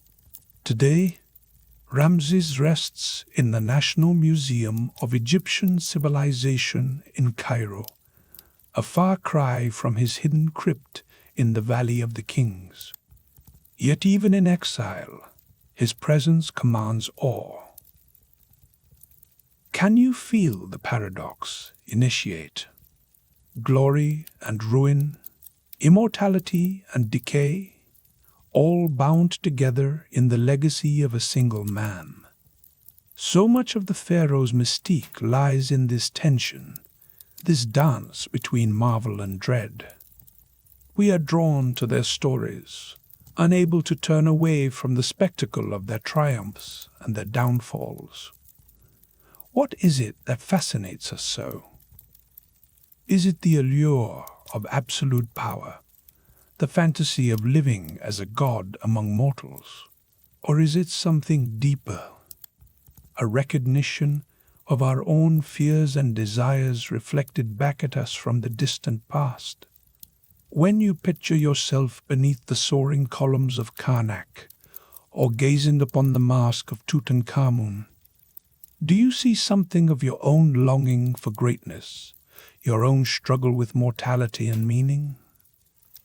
This, perhaps, is the truest legacy of the pharaohs, not the pyramids or the golden tombs, however magnificent, but the enduring questions they plant in our hearts. Their lives beckon us with the promise of wonder, inviting us to explore, to puzzle, to dream. They tempt us with visions of a world where one man could shape the destiny of millions, but also warn us of the dangers that lurk within such dreams. The pharaohs ruled as gods, yet were haunted by the same specters: loneliness, betrayal, the gnawing certainty that even the mightiest must one day fall. As you stand here in the flickering candlelight of the temple, listening to these tales, let yourself reflect. What does our fascination with these ancient rulers say about us? What longing or anxiety stirs within you as you contemplate the extremes of their lives, their glory, their cruelty, their yearning for immortality? The answers may never be clear, but the questions themselves are a kind of offering, a way of honoring the mystery that endures. And so the story continues as it always has, woven from the sunlight and shadows of Egypt's eternal sands. The pharaohs, for all their splendor and brutality, stand as mirrors to our own condition, showing us what it means to grasp for the divine and yet remain achingly mortal. Now, honored initiate, the night deepens and the hour grows late. Prepare yourself to step deeper into the ritual, for soon I will guide you through the intimate details of a pharaoh's daily rites, the sacred ablutions, the divine responsibilities, and the ceaseless intrigues that colored every moment of the king's day. Imagine, as you wait, the hush of an ornate limestone washroom, where a living god is about to rise, attended by a host of devoted servants. The ceremony is about to begin. Initiate. Step softly now. The hush before dawn is sacred. Within these limestone walls, the world is already stirring in anticipation of the pharaoh's awakening. Imagine the faint, cool air shimmering with incense. Servants, silent and disciplined, gather in precise rows. Their linen garments whisper against polished floors as they prepare for the day's first and most important ritual, the cleansing of the living God. You stand at the threshold of the pharaoh's private washroom, an exquisite chamber carved from luminous stone, walls flickering with lamplight and inlaid with lapis hieroglyphs invoking Ma'at, the spirit of cosmic order. The scent of lotus hangs thick in the air. Here, the king is not simply a man. He is the hinge upon which the fate of Egypt turns, and every gesture in this room is heavy with meaning. A pair of attendants drape the pharaoh's body in fine linen towels, their hands gentle yet reverent, as if afraid to disturb the divine presence. They guide him to a copper tub that gleams like molten sunlight. The water within is cool and fresh, scattered with lotus blossoms that drift upon the surface, their blue petals catching the dawn. When the pharaoh steps in, ripples spread outward like the first stirrings of creation. The servants work quietly, washing his skin with natron, a crystalline salt that scours away not only dust, but any shadow of impurity. They linger over his hands and feet, scrubbing with slow, deliberate care. These are the hands that carry the scepter of Horus, and the feet that walk between the worlds of men and gods. Nothing is left to chance. Every inch of his flesh must be as immaculate as the white walls of the temple.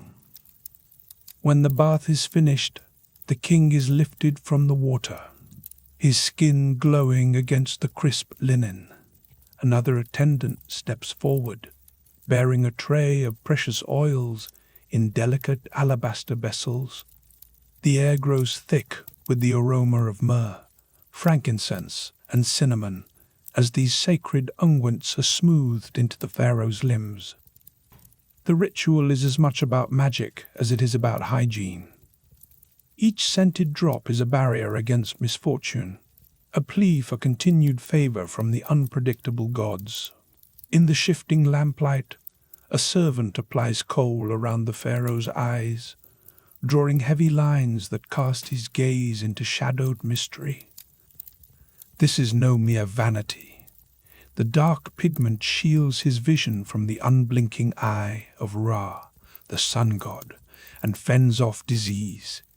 It transforms the king's face into that of a divine predator, hawk-eyed, unassailable.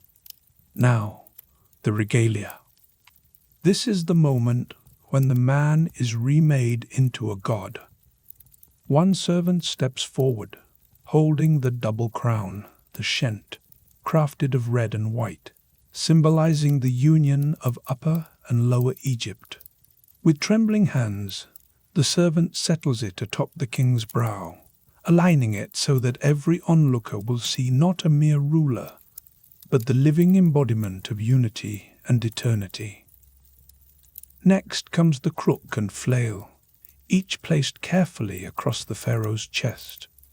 The crook is curved, gentle, promising the care of a shepherd for his flock. The flail is sharp, a reminder that mercy is balanced by the power to punish. The king's wrists bear gold and lapis bracelets, and his neck is encircled by a collar of turquoise and carnelian. Every gem, every symbol, speaks in the silent language of power and protection. Thus transformed, the pharaoh steps from his chamber. Sunlight, filtered through screens of woven reeds, catches on the gold of his headdress, setting him ablaze with celestial fire. Courtiers and servants bow low as he passes, their faces pressed to the cool stone. Some avert their eyes, unable to meet the gaze of the living Horus. But for all the awe he commands, the pharaoh's day has only just begun. The burden of cosmic order weighs heavily on his shoulders. His first duty is to the gods. You follow him through corridors lined with painted reliefs, kings offering flowers, enemies trampled beneath sandaled feet, until you reach the temple's inner sanctum. Here, beneath towering columns painted with blue and gold, the air is thick with incense and the soft chanting of priests. Only the pharaoh and the high priests may enter the holiest of holies, where the statue of the chief god sits in silent majesty. All others remain outside, heads lowered in reverence. Inside, the king kneels before the god's image, his voice barely above a whisper as he offers prayers for Egypt's safety and abundance.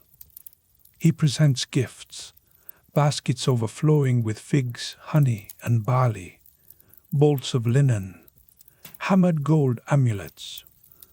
Each offering is a covenant, a silent negotiation with the unseen realms. In return, the king asks for Ma'at to prevail, for the Nile to flood in its season, for enemies to falter at Egypt's borders. It is a ritual exchange, binding the fate of Egypt to the pharaoh's own devotion. But beneath the surface of these sacred rites lies a sharper edge. The people believe the pharaoh's piety keeps the world from unraveling. Should he falter, chaos would return, crops would fail, the river would turn to dust, and the stars themselves might wander from their paths. The king is not permitted to show weakness. His every action is watched, evaluated, weighed on the invisible scales of the gods. With the gods appeased, the pharaoh turns to the business of empire. The audience chamber is a place of spectacle and strategy. The throne itself is a masterpiece, carved from ebony and inlaid with gold, flanked by statues of Horus, the falcon and Wadjet, the cobra, symbols of divine protection and swift vengeance. Painted on the walls are scenes of the pharaoh, smiting enemies or presenting captives to the gods, reminders to all who enter of the king's dual role as shepherd and destroyer. The queen, regal in her own finery, sits at the king's side. Her presence is more than ceremonial. She is the vessel of royal blood, the mother of future kings, and her favor can tip the balance of power within the palace walls. Courtiers approach, bowing so low their foreheads graze the mosaics. The vizier, the pharaoh's right hand, presents reports on the harvest, the state of the treasury, the loyalty of distant governors. Petitioners arrive, their voices trembling as they plead for justice or mercy. Some bring troubling tidings, a skirmish on the Libyan border, a village struck by blight and hunger. Others offer tribute, jars of Nubian gold, baskets of incense from Punt, lapis lazuli from the east. Diplomats from foreign kingdoms kneel, their offerings piled high, hoping for alliances, trade, or the king's goodwill. The pharaoh listens, his expression unreadable beneath the cowl and crown. He dispenses judgment with a gesture, sometimes a word, his decisions rippling outward through the machinery of state. His word is law, but every decree is a gamble. Allies must be watched, rivals outmaneuvered, and the ever-present threat of betrayal never quite fades from the air. Outside the palace, the machinery of empire grinds on. Scribes keep meticulous records, grain tallies, tax rolls, population counts, each number a measure of the king's prosperity and power. The vizier oversees the courts, ensuring that justice is served in the pharaoh's name, but it is always the king's shadow that falls across every verdict. Even leisure is a performance of power. On ceremonial hunts, the pharaoh stands tall in his chariot, bow drawn taut, the desert wind whipping through his linen robes. He looses arrows at lions and antelope, his aim steady. These hunts are more than sport. They are public demonstrations that the king alone can master the wild chaos beyond Egypt's borders. During great festivals, such as Opet, the king's divinity is displayed for all to see. Borne upon a gilded barge, the pharaoh processes down the Nile, statues of gods at his side, as thousands line the riverbanks, singing praises and tossing garlands. The line between man and deity blurs. For a moment, the world holds its breath, and Egypt's fate seems secure.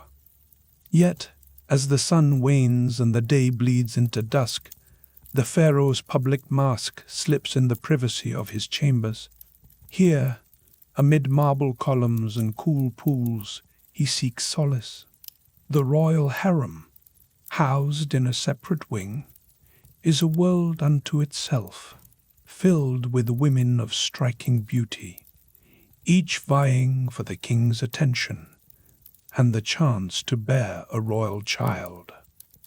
The great royal wife reigns over them, but even she is not immune to the anxieties of succession. In these private moments, intimacy is entwined with ritual. The union between the pharaoh and his wives is not simply physical. It is a reenactment of the first act of creation, echoing the gods' own unions at the dawn of time. Every child born of these couplings is a potential heir, a vessel for the continuation of divine kingship. The pressure is immense. Failure to produce a son can doom a queen's favor or spark dangerous rivalries. The royal family is a crucible of ambition. Jealousies simmer just beneath the surface. Mothers plot to have their sons named heir, leveraging every alliance and secret at their disposal. Some feuds become legendary, like the infamous rivalry between Nefertari, the beloved wife of Ramses II, and Isetnofret, his determined secondary consort. Nefertari's beauty and influence were celebrated across Egypt, yet her sons did not survive to inherit the throne. Isetnofret saw her opportunity and worked tirelessly to advance her own son, Merenbata's claim, undermining her rival in subtle and sometimes shocking ways. Tensions boiled over when Nefertari's tomb was desecrated, her image chiseled away from the sacred walls, a calculated act of erasure that sent shudders through the palace. Whispers spread, accusing Isetnofret of orchestrating the outrage, but nothing could be proven. In the end, despite Nefertari's radiant legacy, it was Isetnofret's son who ascended the throne, proving that even the most cherished queens could be undone by the merciless tide of palace intrigue. Sometimes, the struggle for power twisted into darker shapes. The pharaohs, obsessed with preserving their divine bloodline, were not above marrying siblings or even their own children. These incestuous unions, shocking to us, were justified by a belief in keeping the blood of gods pure and untainted. The story of Akhenaten, the heretic pharaoh, is perhaps the most disturbing. He shattered centuries of tradition by worshipping only the sun disk Aten, and in a move that scandalized his court, took his own daughter Ankhesenamun as his chief queen. Ankhesenamun, born of Akhenaten and the legendary Nefertiti, grew up in the surreal city of Akhetaten, surrounded by the stark geometry of sun temples and the relentless glare of the desert. As she reached adolescence, her father's gaze shifted from paternal to something else. Declaring himself the living Aten, Akhenaten arranged for Ankhesenamun to become his consort, a union immortalized in carvings that still cling to the sun-bleached cliffs. The images are shockingly intimate, their bodies entwined in poses that speak of both love and power, devotion and dominance. What did Ankhesenamun feel as she was drawn into this web? We cannot know. As a princess, her fate was sealed by forces beyond her control. She bore daughters for her father, but no son would live to inherit. When Akhenaten died, his revolution crumbled. The city of Akhetaten was abandoned, his name wiped from the king lists, and Ankhesenamun faded into the shadows of history. A ghostly reminder of the perilous lengths the pharaohs would go to preserve their claim to divinity. Within these marble corridors and perfumed chambers, the pharaoh's world is dazzling and grotesque in equal measure. Power is absolute, but so too are the risks. Even at rest, the king lies awake, listening for the whispers of conspirators, the shuffle of rivals in the darkness, or the distant rumble of rebellion. As you reflect on these scenes, on the daily rituals that elevate a man to godhood, the ceremonies that bind Egypt's fate to a single soul, and the bitter intrigues that threaten to unravel it all, consider the paradox at the heart of the pharaoh's existence. He is worshipped for his perfection, yet haunted by the knowledge that a single misstep can plunge the world into chaos. The cycle begins anew each dawn. The king rises, dons his regalia, and steps out once more into the blinding Egyptian sun, determined to hold the forces of disorder at bay. But beneath the gold and linen, he remains flesh and blood, exalted yet vulnerable, adored yet isolated, a mortal striving for immortality. And so, honored initiate, as the torches flicker low and the palace settles into uneasy silence, you find yourself at the threshold of the pharaoh's most enduring obsession. For even as he rules in splendor, his gaze is fixed on eternity. The next chapter in our journey will draw you deeper still, into the grand designs and anxious dreams of kings who sought to master death itself.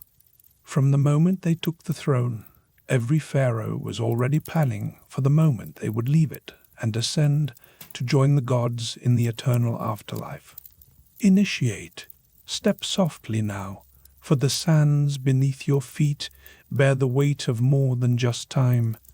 They echo with the ambitions and anxieties of Egypt's god-kings. As the stars bloom overhead and the sacred oil lamps flicker, let me draw you into the heart of our oldest and most haunting quest, the pursuit of immortality, carved in stone and sealed in silence by the pharaohs of the Old Kingdom. From the instant a pharaoh donned the double crown, he began to plot, not only for the glory of his reign, but for the mystery of his departure. Every festival, decree, and conquest was shadowed by a single pressing thought: how to triumph over death itself and rise, radiant and eternal, among the undying stars. Of all who walked this trembling line between divinity and decay, none strode with greater pride or more disturbing resolve than Khufu, the son of Sneferu. In the age we now call the Fourth Dynasty, around 25-50 years before your own day, Khufu gazed upon the pyramids his father had dared to imagine, the bent, the red, and resolved that his own monument would eclipse them both, and all others. Picture, if you will, the dawn rising over Giza's ancient plateau. In that golden hush, the skeleton of the Great Pyramid grows, block by colossal block. 2,300,000 limestone stones, each hewn and hauled by human muscle, each slotting seamlessly atop the next, until this titanic tomb soared 481 feet into the cloudless sky. Even now, no greater structure has ever been raised by human hands. It is not merely an edifice. It is the echo of Khufu's unyielding will, a temple to his soul's yearning for eternity. But listen closely, honored one, for the true purpose of this pyramid is more profound than any common grave. It was a resurrection engine, a cosmic launching ground designed to capture the sun god's fiery blessing.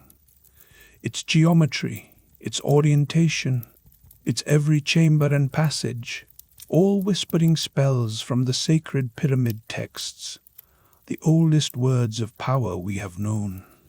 Imagine the dazzling spectacle, the outer casing of pure white limestone, polished until it reflected the sun's rays, transforming the pyramid into a beacon, its brilliance guiding Khufu's spirit to the celestial realms. Now, step with me into the chill and shadow of the pyramid's interior. Narrow corridors twist and climb, leading the way to the heart of this stone mountain, the king's chamber. There, in the unyielding embrace of red Aswan granite, Khufu's mummified body would rest, cradled in a sarcophagus of flawless stone. All around, treasures and sacred provisions are arrayed, offerings to fuel his journey through the underworld. The chamber itself is a marvel of precision, the granite blocks pressed together so tightly that even a single reed could not slip between them. This was not only a fortress against tomb robbers, it was a mystical cocoon, a sealed sanctum from which the king's soul might burst forth, transformed and triumphant. Yet, as you walk beneath these stones in your mind, do not let awe blind you to the price exacted by such grandeur. The construction of Khufu's pyramid demanded a labor force vaster than any army. Contrary to the tales that swirl like desert wind, these were not merely slaves lashed to their task. Most were skilled masons, craftsmen, and thousands of peasant farmers, drawn from their flooded fields during the annual inundation. when the land slept beneath the Nile's waters. Day after day, beneath the pitiless sun, they hauled each stone along slick ramps. Their sweat and blood soaked the very dust you now feel beneath your sandals. Over all, the architect Hemiunu, Khufu's own cousin, reigned with stern authority. He marshaled the workers, enforced the schedules, and plotted every angle and measurement as meticulously as a general planning a campaign. The pyramid's progress was a race against time, for the pharaoh's immortality depended upon its completion. Accidents were frequent, injuries inevitable, and death a constant companion. The most loyal, or the most unfortunate, were buried in simple graves at the pyramid's base, silent witnesses to the monument they would never see finished. Pause for a moment, initiate, and let the human cost settle within you. Each stone is a heartbeat, a sacrifice. Each ramp bears the echo of voices lost to the ages. To Khufu, however, these lives and deaths were but the necessary tribute for his passage into eternity.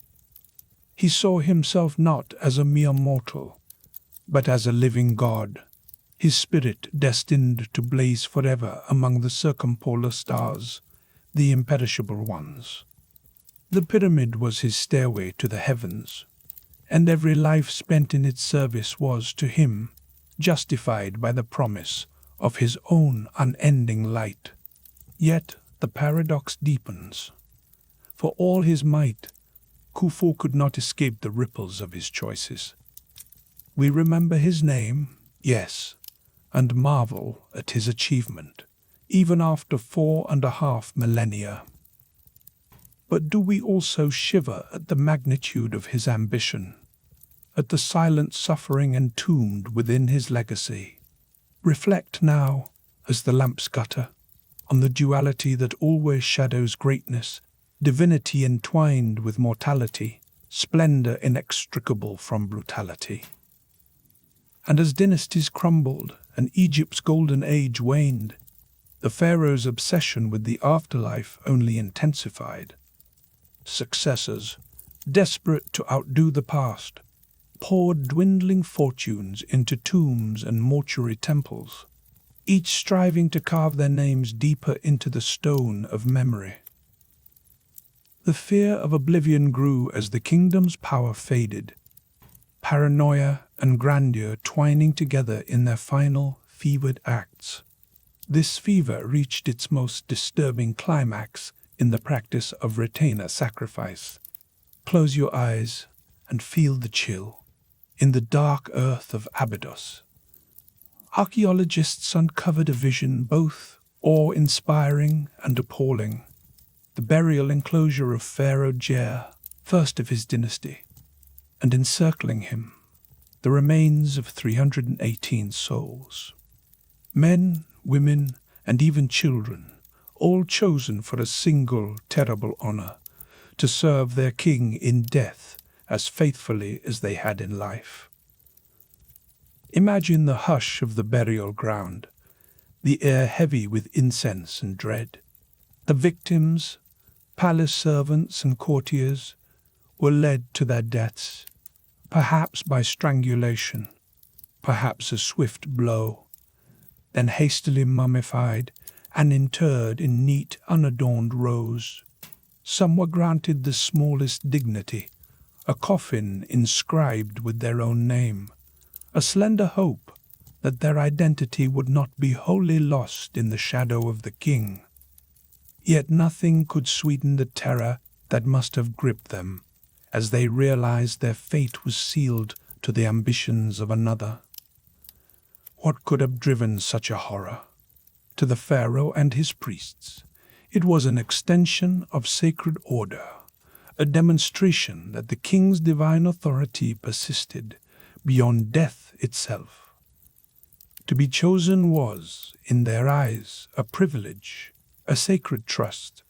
But what of those who trembled in the dark, awaiting the final summons? Does the promise of eternity justify such fear and despair?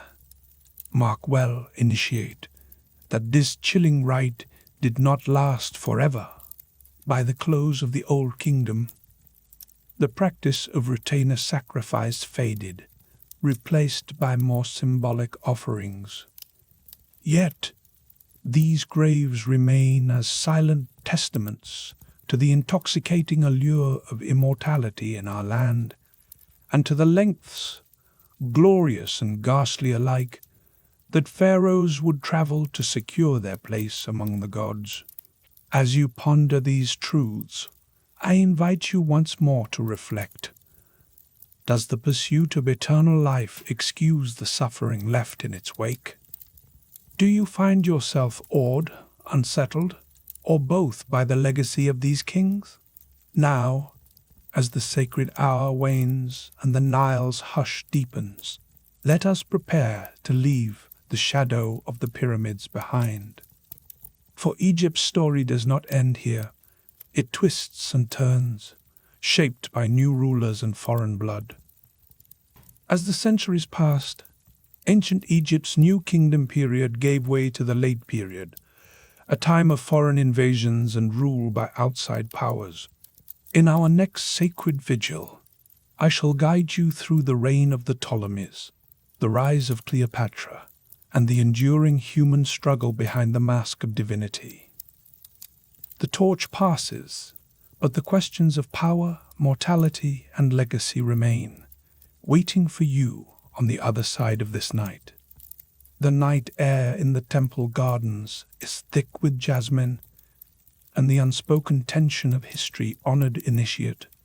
As you move with me through these sacred colonnades, incense curling in languid spirals beneath the star-embroidered sky, you must understand, the river of Egypt's legacy does not always run with the tranquil waters of native rule.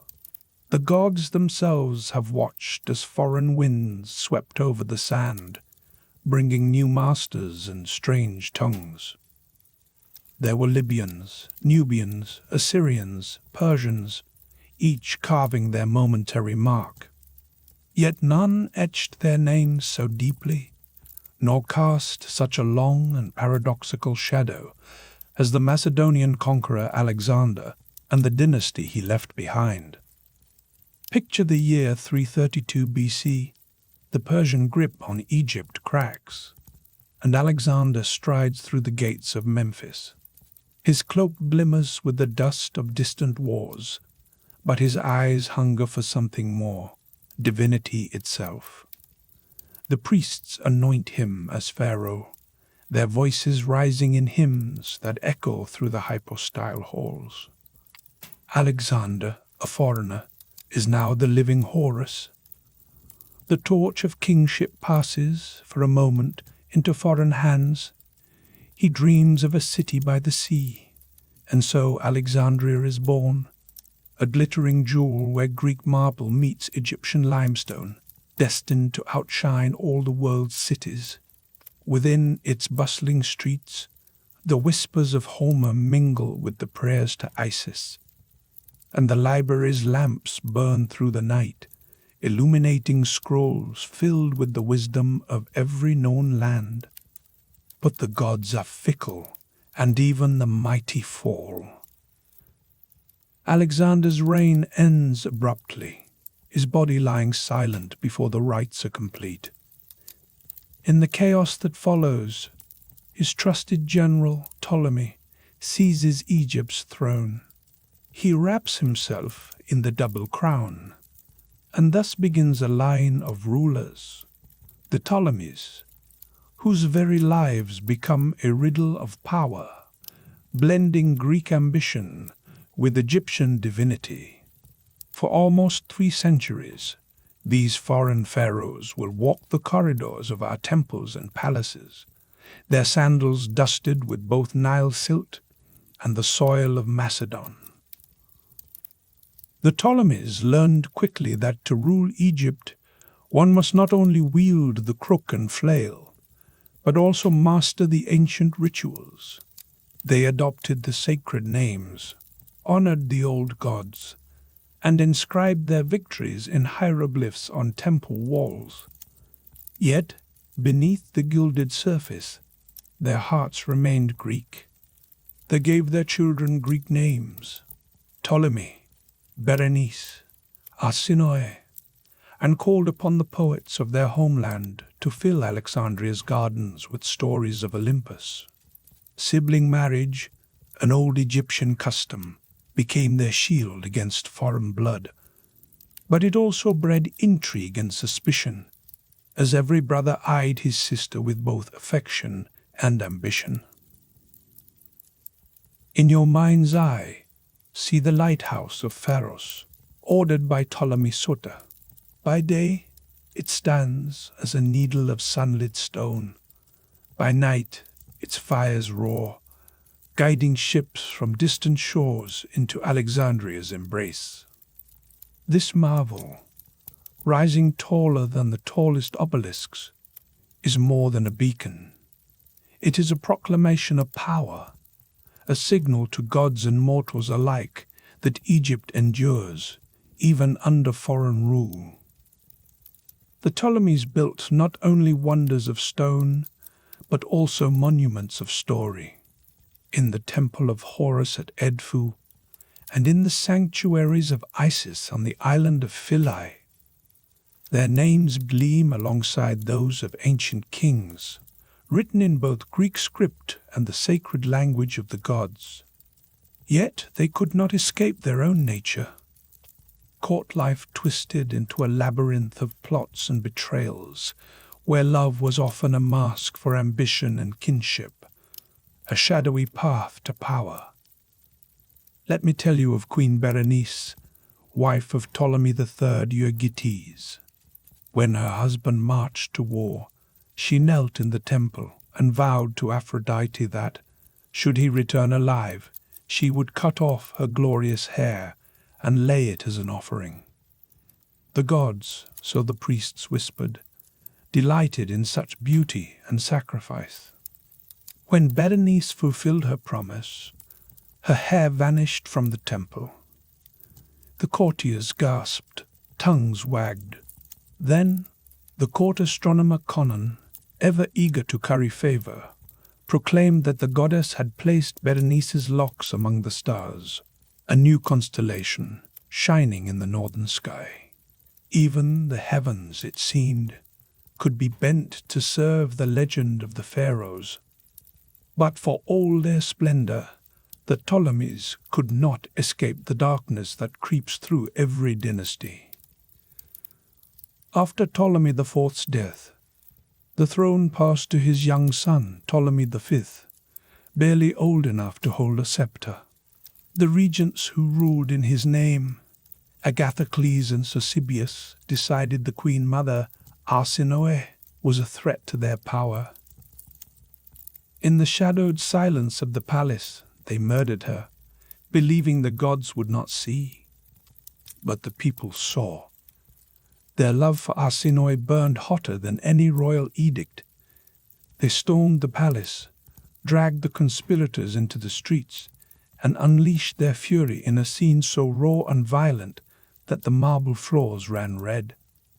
In that moment, the illusion of divine invulnerability shattered. For all their claims to godhood, the pharaohs were flesh and bone, as vulnerable to wrath as any commoner. The Ptolemies, however, were also patrons of knowledge and keepers of memory. In the great library of Alexandria, the air was thick with the scent of papyrus and lamp oil. Here, an Egyptian priest named Manetho compiled the first grand list of all the pharaohs, dividing them into 30 dynasties, a tapestry of names and reigns still used by scribes like myself to this very night. And here, too, a mysterious papyrus was penned, the Dream Book.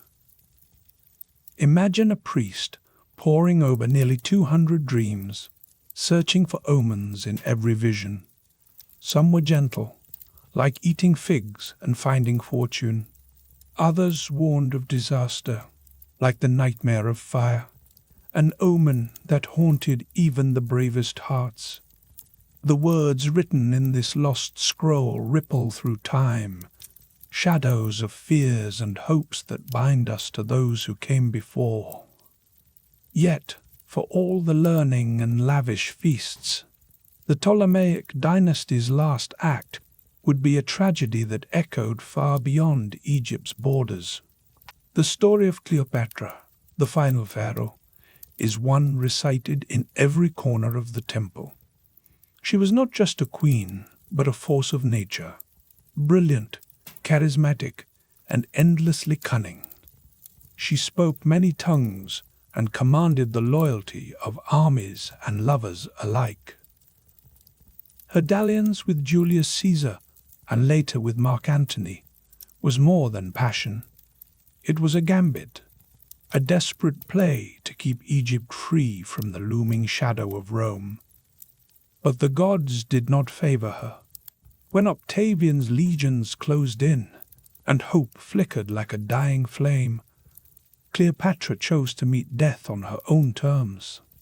Legend says she pressed an asp to her breast, the serpent's bite sending her soul across the threshold to join the gods she had honored.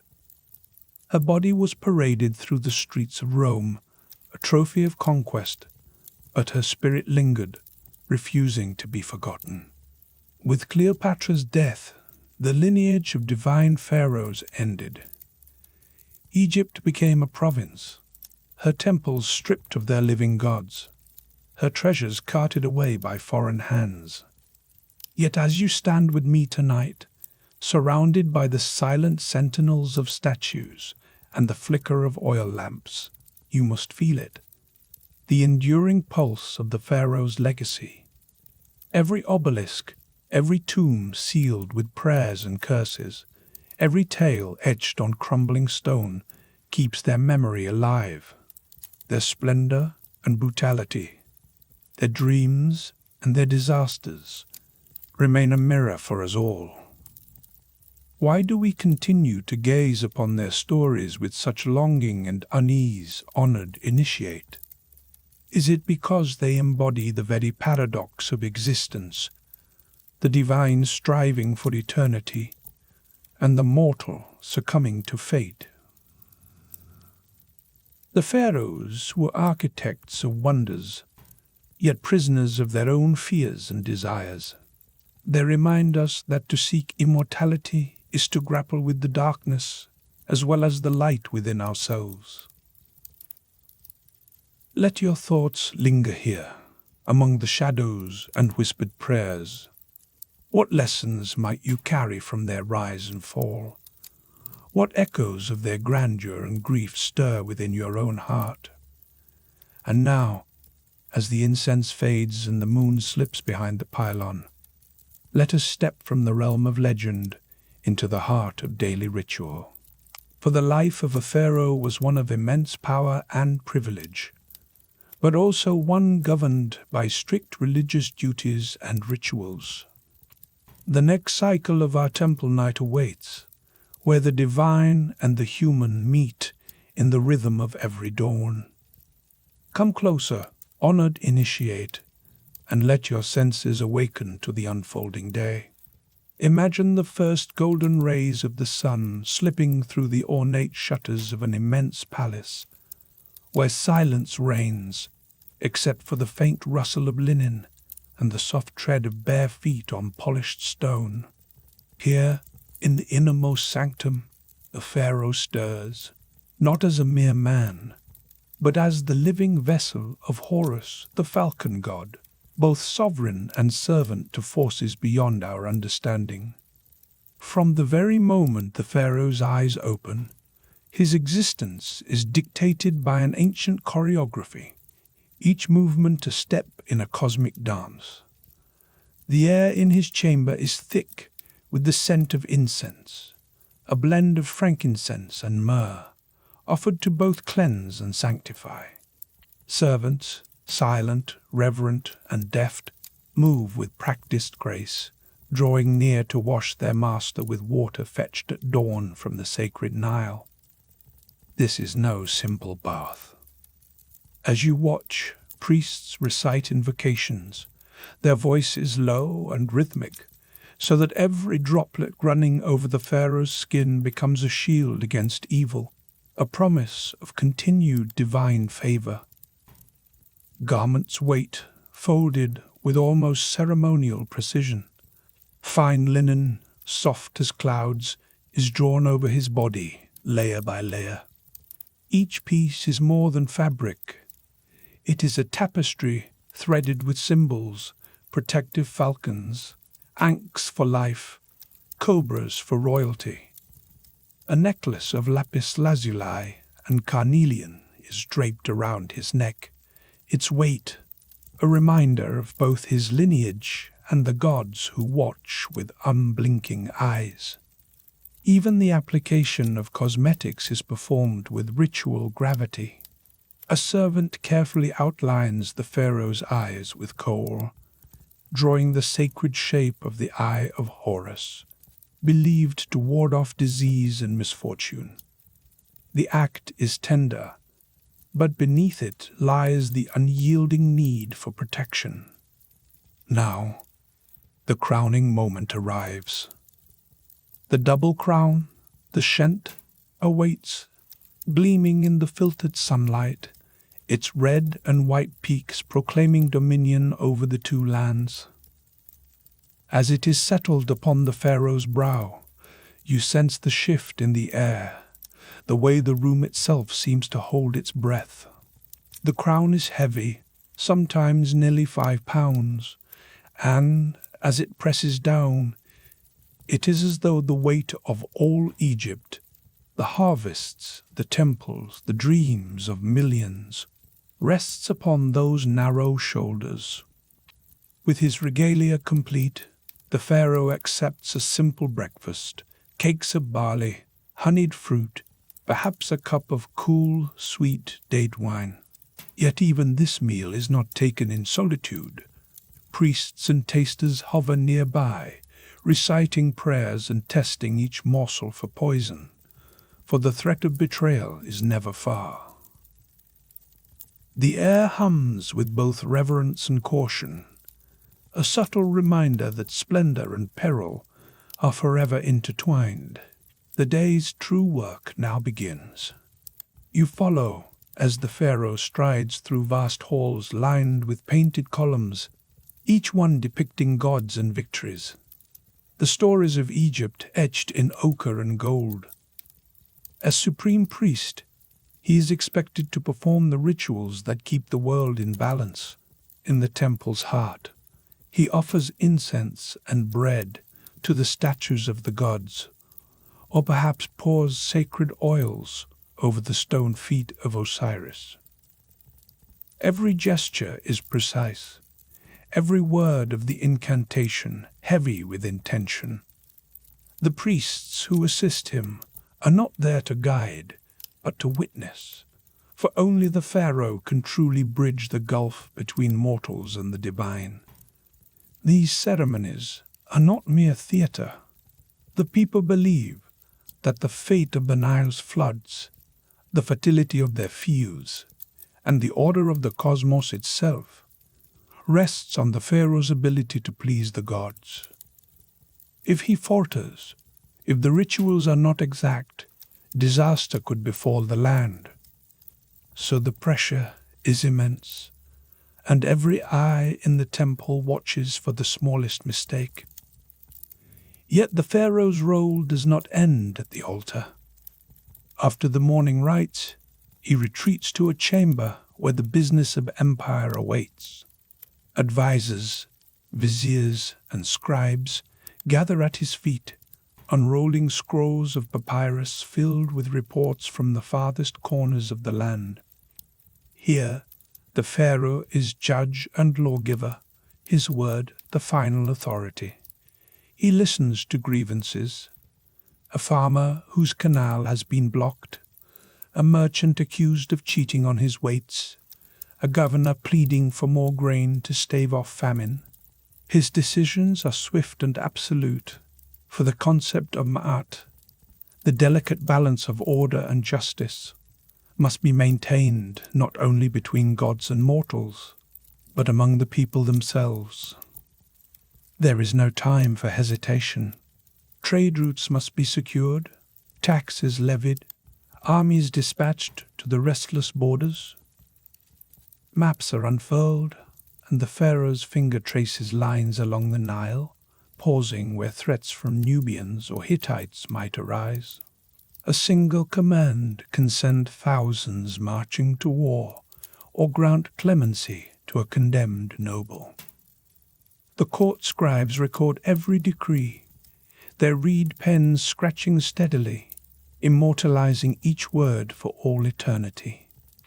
But even as he dispenses justice and oversees the machinery of state, the pharaoh cannot escape the constant shadow of intrigue. Beneath the polished marble and the gilded ceilings, whispers coil like serpents. In the hush of the audience chamber, you sense the tension, a sideways glance between a vizier and a general, the guarded tone in a noble's voice. The pharaoh is supreme, yes, but he is also a solitary figure surrounded by those whose ambitions simmer just beneath the surface. To distract and display strength, the pharaoh might ride out into the world. Imagine him, tall and proud, standing in a gilded chariot drawn by spirited horses, his cloak streaming behind him like the wings of a falcon. He hunts in the papyrus marshes, loosing arrows at wild birds and crocodiles. These are moments of apparent leisure, but they are choreographed demonstrations of physical prowess, reminders to all who watch that the king is blessed by the gods, favored by fate, and unbeatable even in the wild.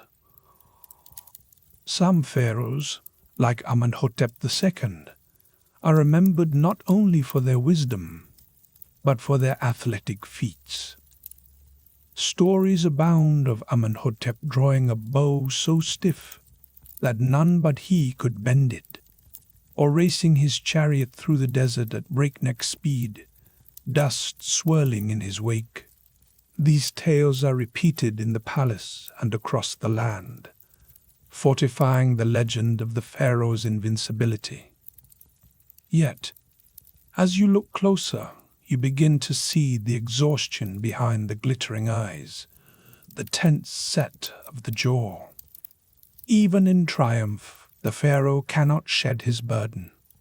And so the day continues, woven from threads of ritual, power, and ever-present danger. The noon sun beats down on the palace courtyards, where the scent of roasting meat and sweet cakes signals a midday feast. Dignitaries from distant lands, princes from Canaan, traders from Punt, emissaries from Libya, are welcomed with elaborate banquets. The tables groan under platters of figs, roasted fowl, and lotus wine. Laughter and music fill the air, but beneath it all, every guest is scrutinized. Are these smiles true, or masks for hidden daggers? The pharaoh smiles, but his eyes never rest. The royal family is always present, a living tableau of power and tension. The chief queen sits close by, her headdress resplendent with gold and turquoise, her gaze steady. Around her gather lesser wives and concubines, some Egyptian, others foreign princesses sent as tokens of alliance. Each woman's presence is a political statement, a thread in the tapestry of diplomacy and dynastic aspiration. Children play at the pharaoh's feet, their laughter bright, but even here, innocence is intertwined with calculation. Every child is a potential heir, every mother a faction in the ceaseless struggle for succession. The preservation of the royal bloodline is an obsession that shapes every relationship within the palace. The ancient belief in the divinity of the pharaoh's lineage leads to marriages that bind brother to sister, father to daughter, even, in the most extreme cases, mother to son. To us, such unions may seem abhorrent, but to the Egyptians, they are acts of sacred preservation, the only way to keep the divine spark undiluted. Yet the results are often tragic. The royal mummies show us evidence of twisted spines, frail limbs, and haunted eyes. The physical legacy of a genetic gamble, paid for in suffering. Step softly, for within these walls, every alliance is fragile, every word weighed. The queen who smiles today may plot tomorrow. The young prince who bows low could, with the right allies and enough luck, seize the crown for himself. The palace is a crucible, forging both devotion and betrayal in equal measure. Here, too, women's roles are complex.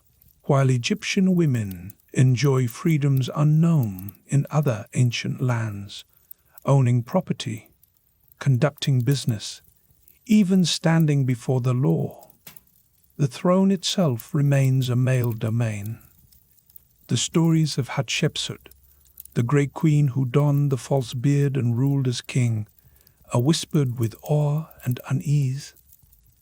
She commissioned statues that showed her strong and masculine, a ruler not merely tolerated, but divinely sanctioned. Yet when she died, her memory was hunted, her images chiseled from walls, her name banished in an effort to restore the old order. For every exception like Hatshepsut, there are countless queens, mothers, and daughters whose power is constrained by tradition. Succession is a game without fixed rules. Though the crown often passes from father to son, there is no guarantee of peace. Rival princes, ambitious uncles, and scheming courtiers circle the throne like vultures, waiting for any sign of weakness. The death of a pharaoh can bring chaos, assassinations, exiles, civil wars that rend Egypt's heart. The mysterious end of Tutankhamun, whose life was cut short and whose tomb speaks of hasty, fearful burial, is only the most famous of many such tragedies. Some suspect his advisor and successor, orchestrated his demise to clear his own path to power. Even when the succession is clear, the new pharaoh must guard himself against enemies lurking within his own bloodline. Brothers, cousins, and half-siblings denied the throne become seeds of dissent, while powerful nobles and regional governors nurse ambitions of their own. To rule is to reward loyalty with gold and titles, and to punish treason with exile or death. The pharaoh's gaze must be everywhere, his judgment swift, his will unyielding. And for every plot uncovered, there are a dozen more hidden in the shadows. Sorcerers whisper curses in the night, seeking to sap the pharaoh's strength. Food and drink are tasted, scrutinized for the subtlest trace of poison. Guards stand sentry at every door, their eyes sharp, their spears ready. Magical amulets are worn beneath the linen, inscribed with spells to repel evil and ensure the god's protection. Even the royal bedchamber is encircled with protective charms, the walls painted with prayers to banish restless spirits and unseen enemies. Yet, despite all these precautions, the pharaoh's life is never truly safe. The annals of Egypt are written in both triumph and tragedy. Pharaohs have fallen to the blade, to the cup, to the slow agony of disease, and, perhaps most insidiously, to the invisible hand of magic wielded by those who wish to see a new face on the throne.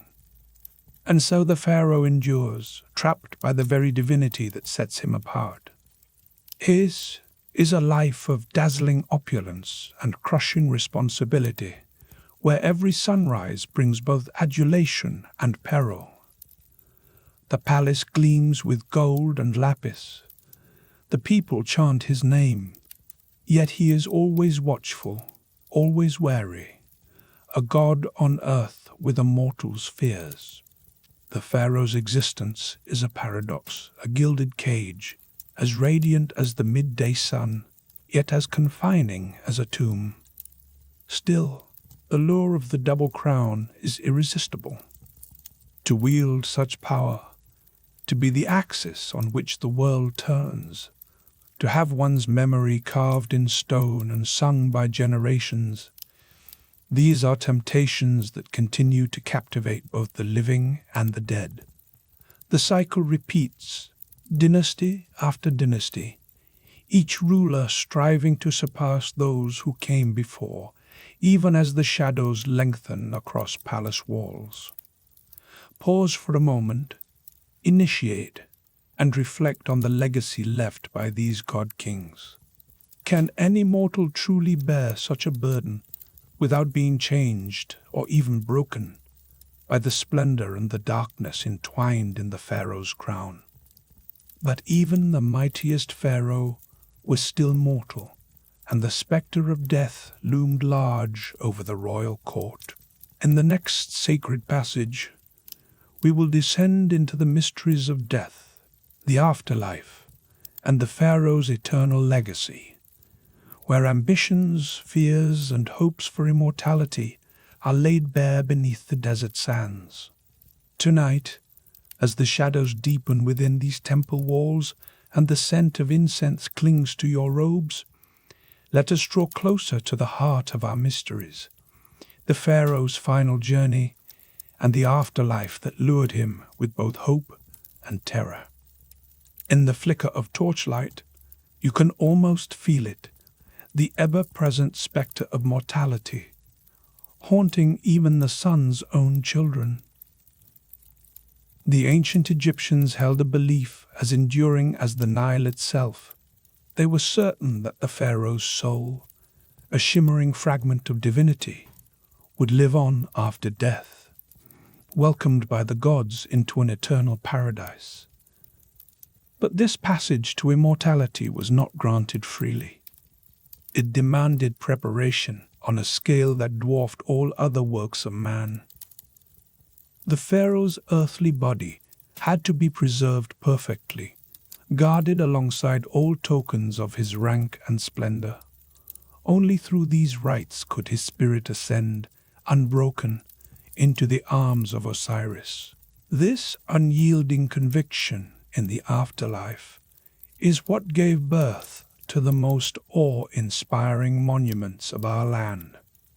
Rising from the desert like the bones of the earth itself, the pyramids are more than mere tombs. They are colossal engines, built to propel the pharaoh's soul skyward and shield it from decay or desecration. Each block, each hidden chamber is a promise. Here, divinity will not perish. The preparations for this journey began not in the twilight of old age, but from the moment a young pharaoh first donned the crown. His reign was shadowed by the knowledge that every glory, every conquest, was ultimately a prelude to eternity. At his command, architects and artisans would gather, laying out the blueprints for a tomb and mortuary temple that might take half a lifetime to complete. The pharaoh would walk among them, his voice shaping the future landscape of his afterlife, choosing the sacred hillside, the intricate path of corridors, and the stories that would be painted or carved onto every stone. Meanwhile, the royal storerooms began to fill. Treasure upon treasure, furniture gilded with gold, diadems studded with turquoise and lapis, weapons forged for battles beyond death. There were boats of linen, jars of honey and wine, and food enough to feed a king's court for years. Every item was chosen not just for comfort, but as a magical key for the soul's passage and protection. Yet, all of this would have meant nothing without the most mysterious and sacred ritual of all, mummification.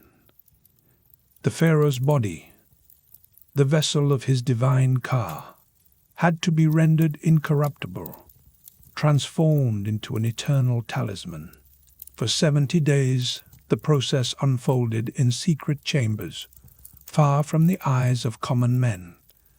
The embalmers, specially trained priests, moved with solemn precision, their hands guided by ancient prayers whispered to the gods. They drew forth the organs, preserving them in canopic jars beneath painted lids of jackal, falcon, baboon, and man. The body was swaddled in natron salts, as dry as the desert wind, until every trace of moisture fled, and only the pure essence remained.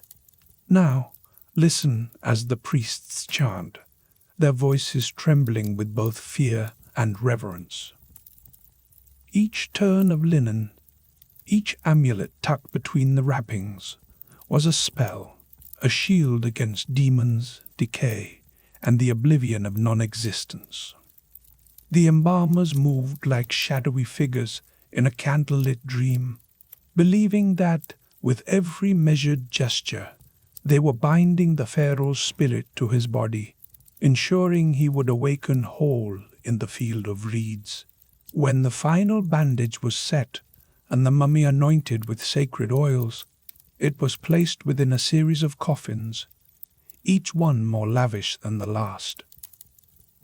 The outermost coffin shimmered with gold, its surface alive with hieroglyphs and protective images, fashioned to cradle a god. This was not just a container, but a declaration of power. The world may forget, but here, the pharaoh would endure. The day of burial arrived with a procession unmatched in its solemnity and splendor. Picture it, priests, scribes, and mourners winding through the dawn-lit sands, their faces streaked with ritual kohl. Bearers shouldered the nested coffins, moving slowly toward the waiting tomb. At the entrance, the air was thick with incense and the low thunder of drums. The mummy and its wealth of treasures, chariots, statues, perfumes, and scrolls, were sealed away in the hidden chamber, surrounded by painted walls that mapped the soul's journey through the night and into the light of rebirth. Yet, even amid this grandeur, unease lingers. Pharaohs were never content to leave their fate to chance. They obsessed over every detail of their tombs, pouring unimaginable resources into monuments meant to outlast the wind and sand. The greatest of all, the Pyramid of Khufu at Giza, rose more than 480 feet, its limestone casing catching the sun so fiercely that it blinded all who looked upon it. For over 3 millennia, it stood as the tallest creation of humankind, an unassailable beacon of ambition. Imagine the labor, thousands of men toiling beneath the unrelenting sun, carving and hauling more than 2 million stone blocks, each one heavier than a bull. No iron tools, no wheels, only raw determination, whips cracking, the promise of favor in this world or the next.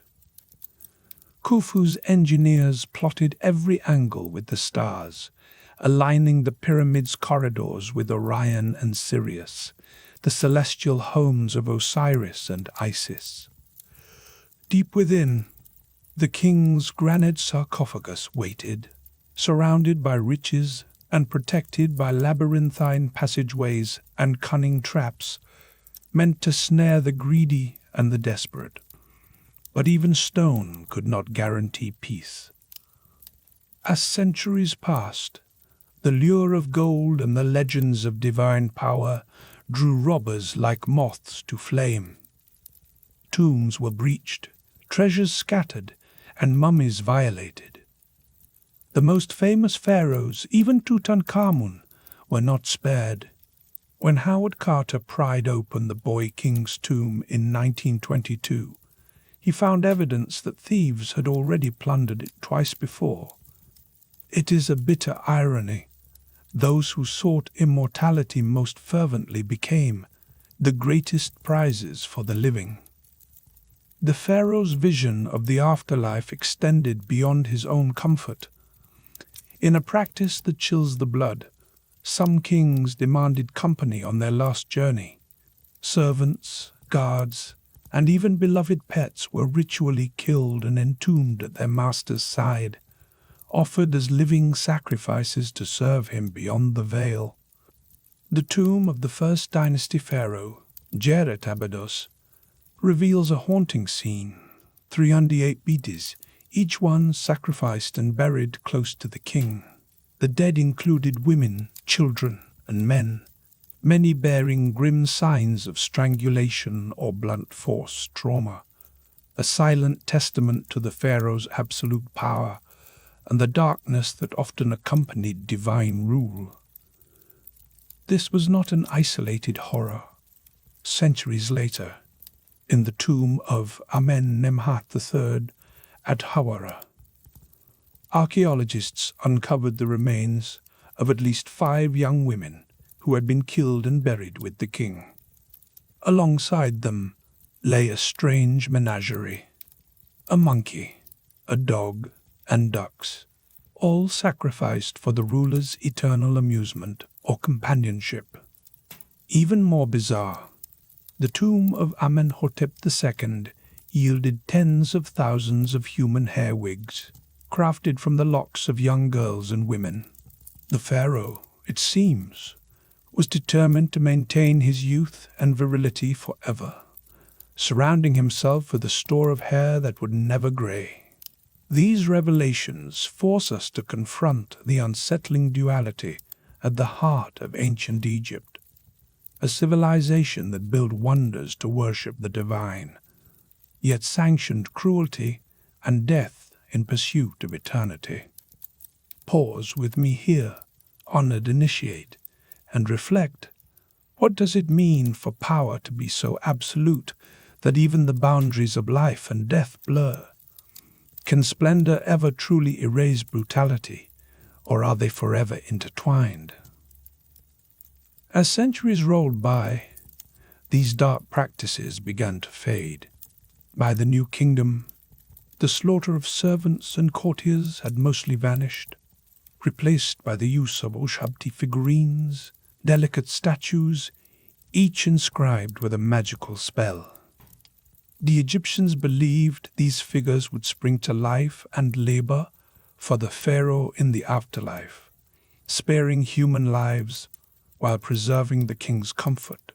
Symbolic offerings replaced blood sacrifice, and the tombs themselves, though still magnificent, grew smaller and more secretive, hidden in the rocky valleys rather than rising as mountains of stone.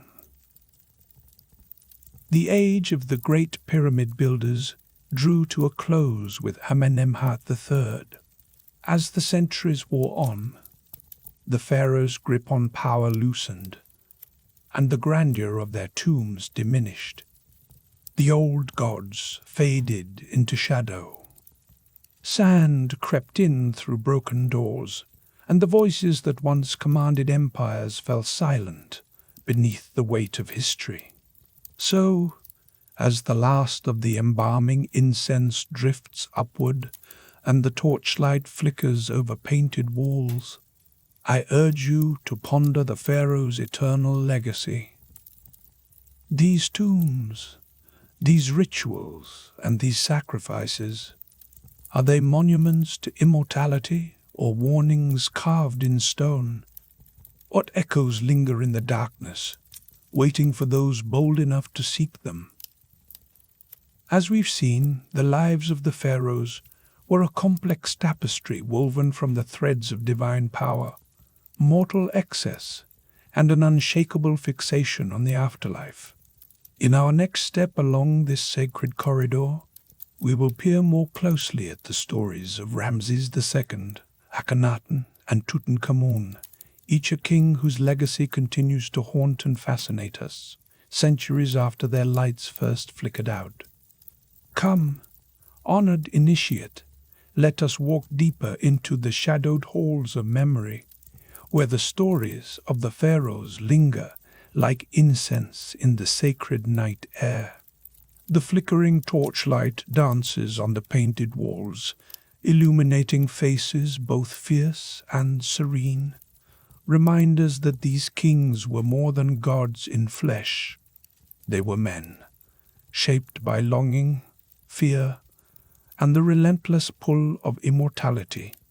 In this chamber, I invite you to reflect on the paradox at the very heart of Egypt's rulers, the divine mask they wore, and the trembling mortal soul beneath. Let your gaze settle first on Ramses II, whom our ancestors hailed as Ramses the Great.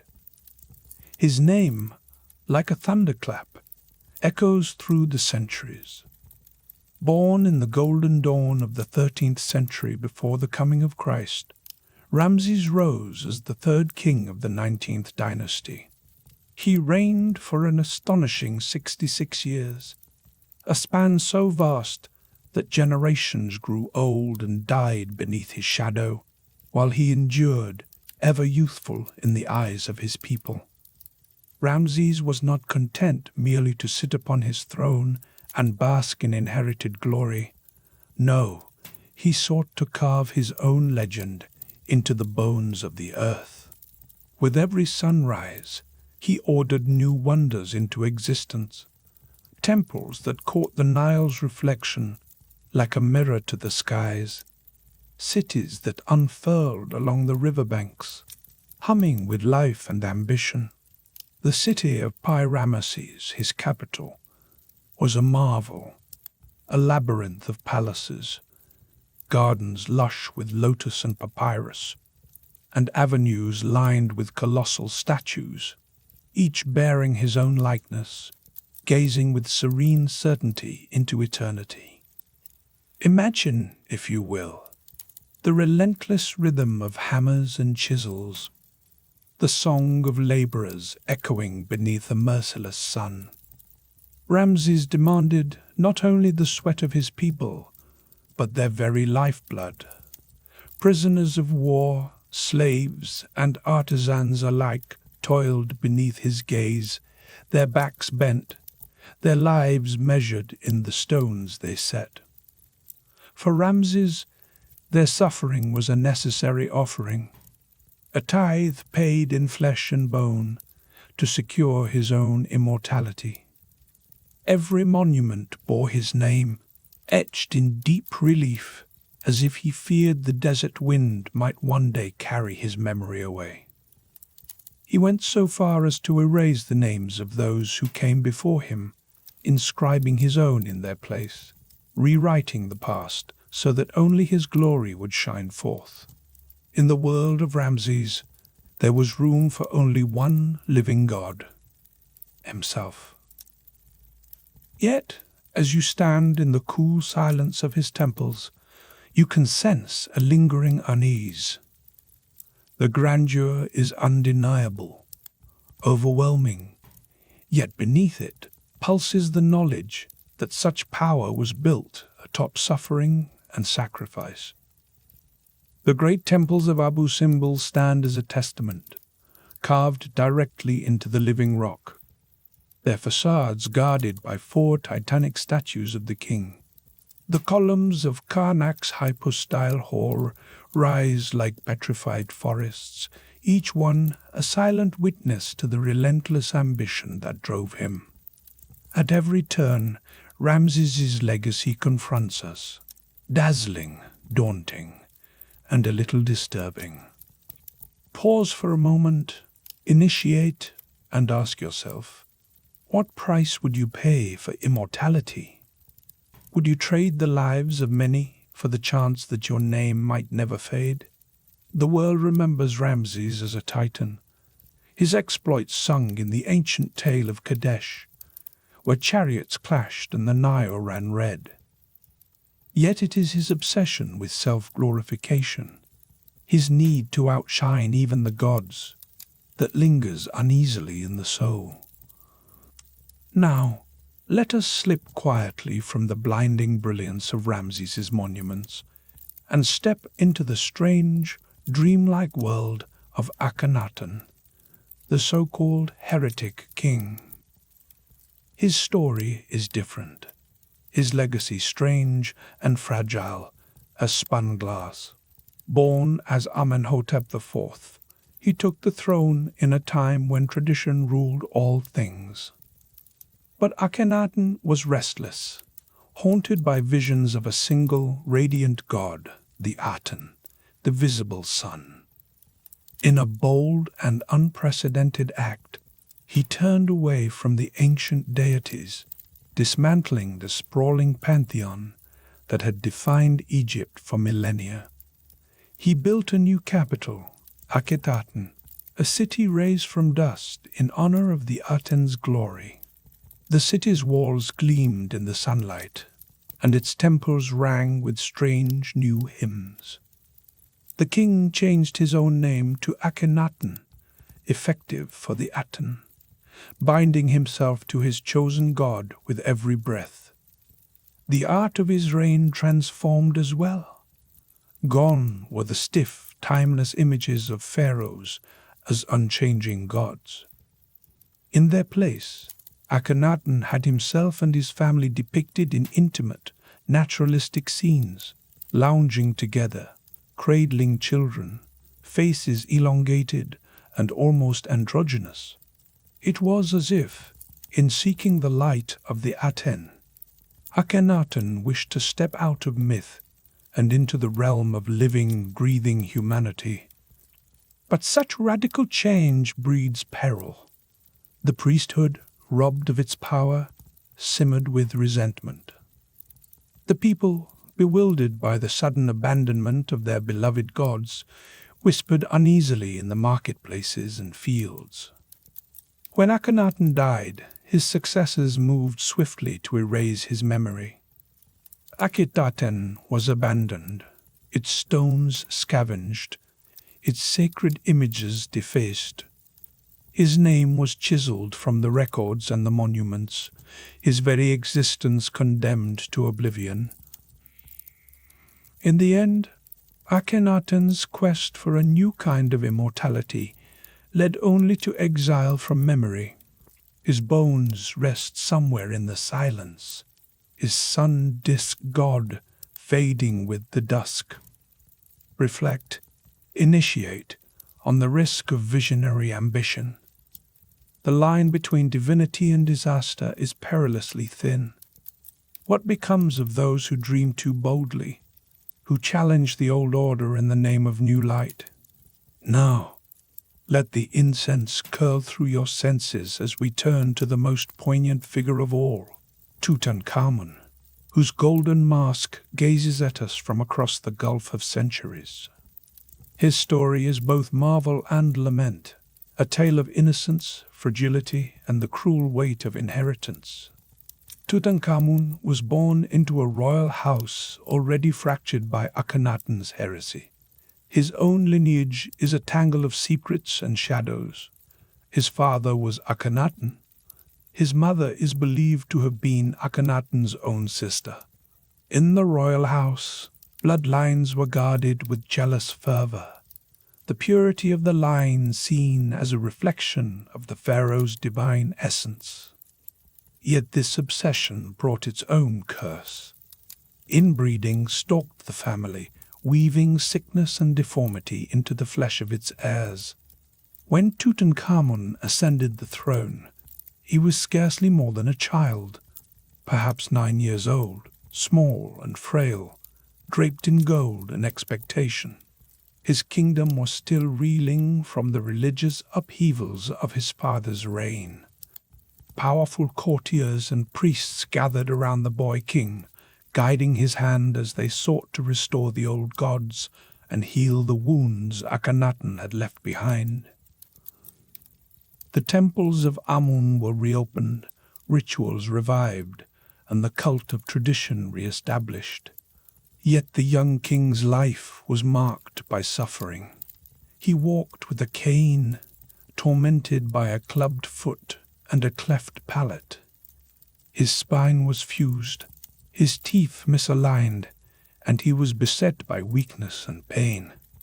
Even as his likeness was cast in gold and his name inscribed in sacred texts, Tutankhamun's every step was a struggle. He did what he could, commissioning new works, trying to fulfill the role expected of him. But the shadow of mortality fell heavily on his path.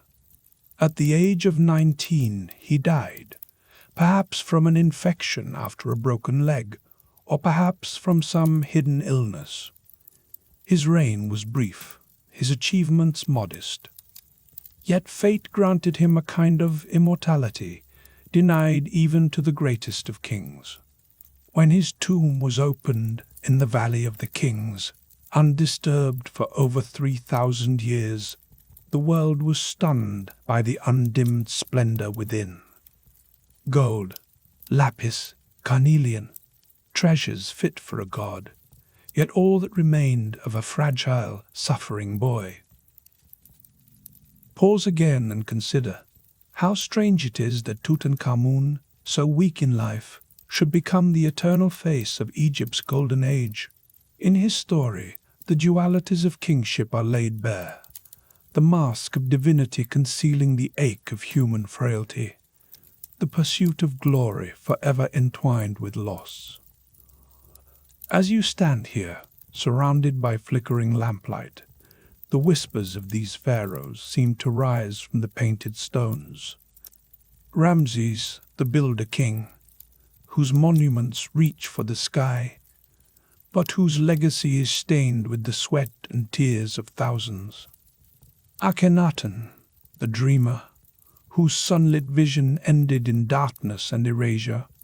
Tutankhamun, the boy king, whose suffering was hidden behind a mask of gold, and whose memory outshone his brief life. Each of these rulers was both more and less than a god, capable of magnificent creation and terrible destruction, driven by hopes and haunted by fears. They built, they dreamed, they suffered, and they died. And in so doing, they left us a legacy not only of stone and treasure, but of questions that echo still in the hush of night, beneath the gaze of the eternal stars. What does it mean to seek immortality, to reach for the heavens with mortal hands? What debts are owed when power is purchased with suffering? As you reflect, initiate, allow the lessons of these kings to settle in your heart. Their triumphs and tragedies remind us that the pursuit of the divine is always shadowed by the limits of flesh and time. So let us honor them, not just as remote mythic figures, but as men, flawed, striving, magnificent, and doomed. Let their stories be a mirror in which we see our own desires, our own fears, our own longing for meaning in the face of the unknown. For though the sands shift and dynasties fall, the questions of the heart endure. Let the temple's silence embrace you now, carrying the weight of these memories forward. As you marvel at the golden treasures and towering columns, remember the living souls who once dreamed of eternity and feared the darkness beyond. In doing so, you keep their stories alive, weaving your own thread into the tapestry of remembrance.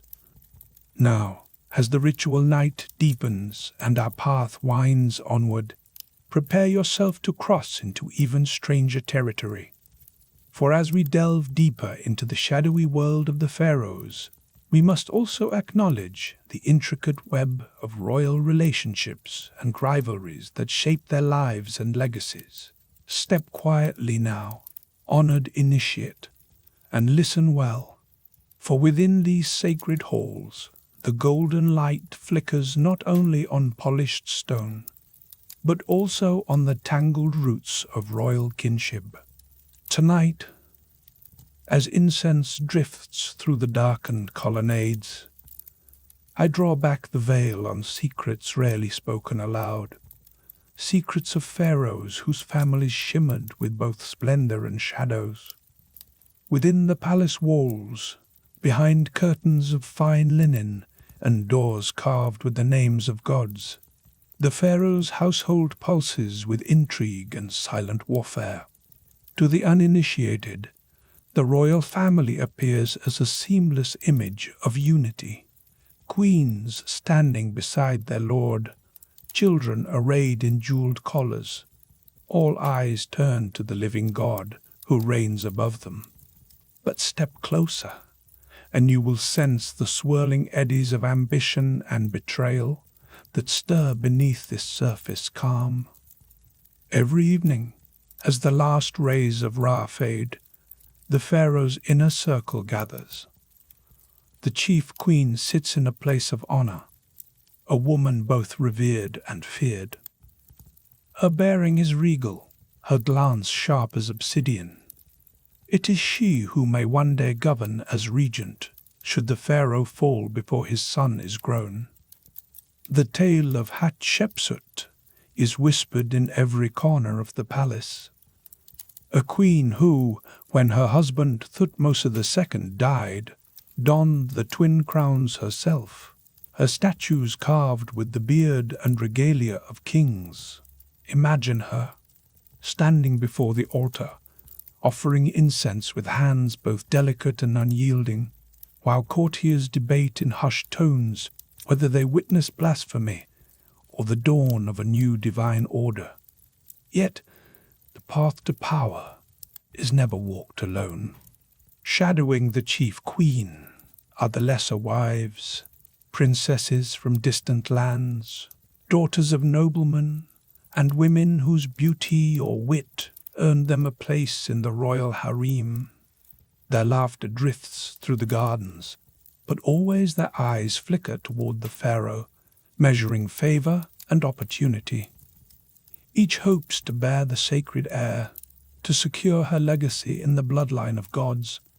Among these women, alliances shift like desert sands, and a careless word can doom a child or elevate a rival. Let your mind dwell for a moment on the royal children, each one both a blessing and a pawn.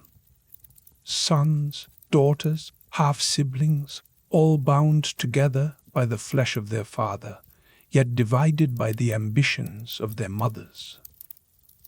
The court is alive with rumors. Who will be named successor? Who will fall from grace? In this hothouse of power, even innocence becomes a weapon. But it is the practice of incest that most starkly reveals the paradox of pharaonic divinity and mortal frailty. The pharaoh, seen as the living Horus and son of gods, is expected to keep his line as pure as the Nile in flood. Thus, he weds his own sister or half-sister, sometimes even his daughter, binding the royal blood in ever-tightening circles. Imagine the torchlit chambers where these unions are consecrated, the priests chanting invocations to ensure that the child to come is worthy of the gods. The logic is chilling. Only a god can create another god, and so the family tree grows gnarled, its fruit sometimes touched by tragedy. These unions, meant to guarantee divine legitimacy, sow seeds of suffering. The children of such marriages sometimes bear the marks of their ancestry, strange features, frail limbs, spirits shadowed by pain. Yet so absolute is the belief in the pharaoh's divinity that these sorrows are endured, woven into the fabric of fate. Rivalries blaze amid the golden splendor. Brothers plot against brothers, mothers whisper behind closed doors, and poison seeps beneath the gilded stones. I bid you recall the chilling tale of Ramses III, whose secondary wife Tia, desperate to see her own son Pentuer crowned, wove a conspiracy of servants and scribes. In the night, daggers were readied, and honeyed words became blades. The trial that followed, immortalized on ancient papyrus, was a spectacle of terror. Guilty whispers, confessions wrung from trembling lips, and finally, executions in the shadow of the palace walls. The throne survived, but at a cost that echoed through generations. And consider Cleopatra VII, the last and most infamous of the Ptolemies. Her beauty and wit seduced emperors, but her resolve was forged in blood. When her younger sister Arsinoe threatened her claim, Cleopatra ordered her death, an act both savage and necessary in the ruthless theater of dynastic survival. The river carried away the body, but the memory lingered in every corridor, a warning written in silence. You may wonder, amidst such darkness, whether love ever found a foothold in the royal heart.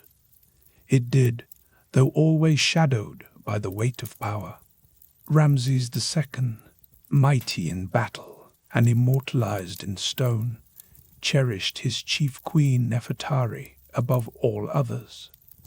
He built her a tomb resplendent with painted stars and hymns of adoration, a temple at Abu Simbel to honor her memory. By torchlight, I have traced the carved lines of his devotion.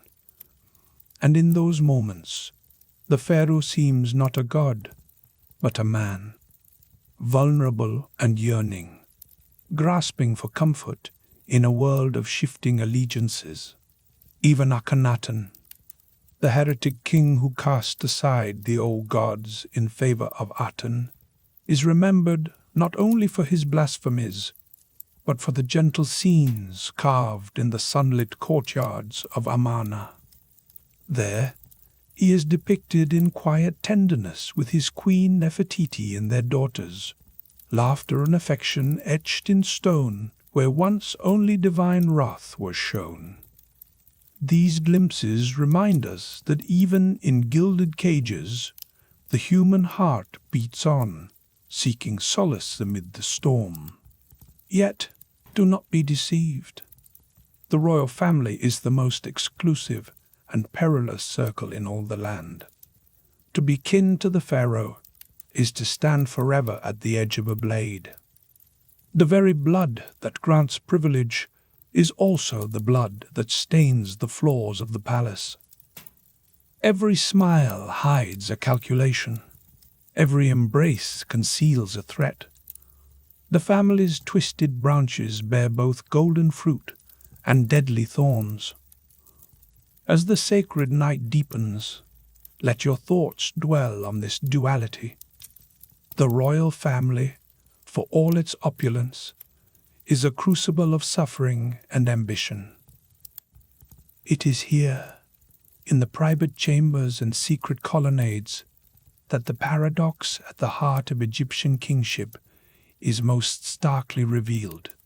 The pharaoh, whose image is carved on every temple wall as the smiter of enemies, must also navigate the treacherous waters of kinship, where the enemy often shares his blood. Now, step with me into the sanctum of kingship itself. In the eyes of the people, the pharaoh is not simply a ruler, but a living god, the falcon-headed Horus made flesh. Upon his coronation, he dons the double crown of Upper and Lower Egypt, a symbol not merely of political unity, but of cosmic balance. From that moment, he ceases to be merely human. His breath, his words, even his gaze become saturated with divine purpose. In the temples, whose shadows stretch across the sands, the pharaoh stands at the axis of two worlds. Priests prepare offerings at dawn, incense rising in twisting columns as the pharaoh approaches the altar. Each gesture is a ritual, each word a spell that binds the heavens to the earth. Here, in the heart of Karnak or Luxor, the king's presence sustains the order of the cosmos. The city beyond the temple wall may bustle and toil, but within these precincts, time itself bows to the will of the living God. Yet, this divinity is not a gentle mantle. It is a burden of immense consequence. The pharaoh's every action is fraught with mythic significance. His failures can unleash famine or foreign invasion. His piety ensures the annual flood. His wrath can send entire families into oblivion. The people obey, not merely out of fear, but from an awe that borders on terror. For to defy the pharaoh is to defy the gods themselves, to threaten Ma'at, the delicate order that holds chaos at bay. Some pharaohs wielded this power with a heavy hand. Akhenaten, whom I have mentioned, dared to erase the names of other gods, shuttered their temples, and led the entire nation into the blinding glare of Aten's light. The city of Akhetaten rose from the desert in a frenzy of faith, its walls inscribed with hymns to the sun. Priests who once commanded armies of followers found themselves cast out, and the old ways burned beneath the new. Akhenaten's revolution was brief, but its scars lingered for generations. Even in more settled times, the pharaoh's divinity set him apart. He became an object of distant wonder, glimpsed only in grand processions or through carefully staged rituals. Courtiers and officials approached with trembling reverence, their eyes lowered, their bodies prostrate. A single word could mean exile or execution. The pharaoh's solitude was absolute, surrounded by crowds, yet forever alone atop the pyramid of power.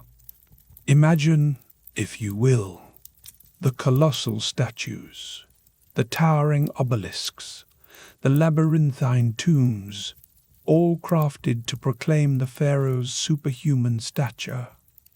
These are not merely monuments, but engines of belief, reinforcing the king's vital role as the linchpin of creation. As long as he fulfills his duties, the Nile flows, the crops ripen, the world endures. Should he falter, chaos waits at the gate, eager to consume all. And so, the pharaoh's family dramas, his divine rituals, his moments of passion and cruelty, all are woven together in an endless dance of mortality and godhood, of splendor and brutality. The Egyptians poured unimaginable wealth and toil into exalting their ruler, driven by both awe and dread. Every stone set in place, every hymn sung at dawn, every secret kept within these halls, each is a testament to their desperate hope for order and immortality. Now, as the sacred flame gutters low, I invite you to reflect. What does it mean to be both God and mortal, to rule with the hand of a deity yet be undone by the frailties of one's own blood? In the story of the pharaohs, we see ourselves, our longing for greatness, our fear of betrayal, our yearning for eternity. But the greatest paradox awaits us still. For the pharaoh's obsession with divinity did not end with life.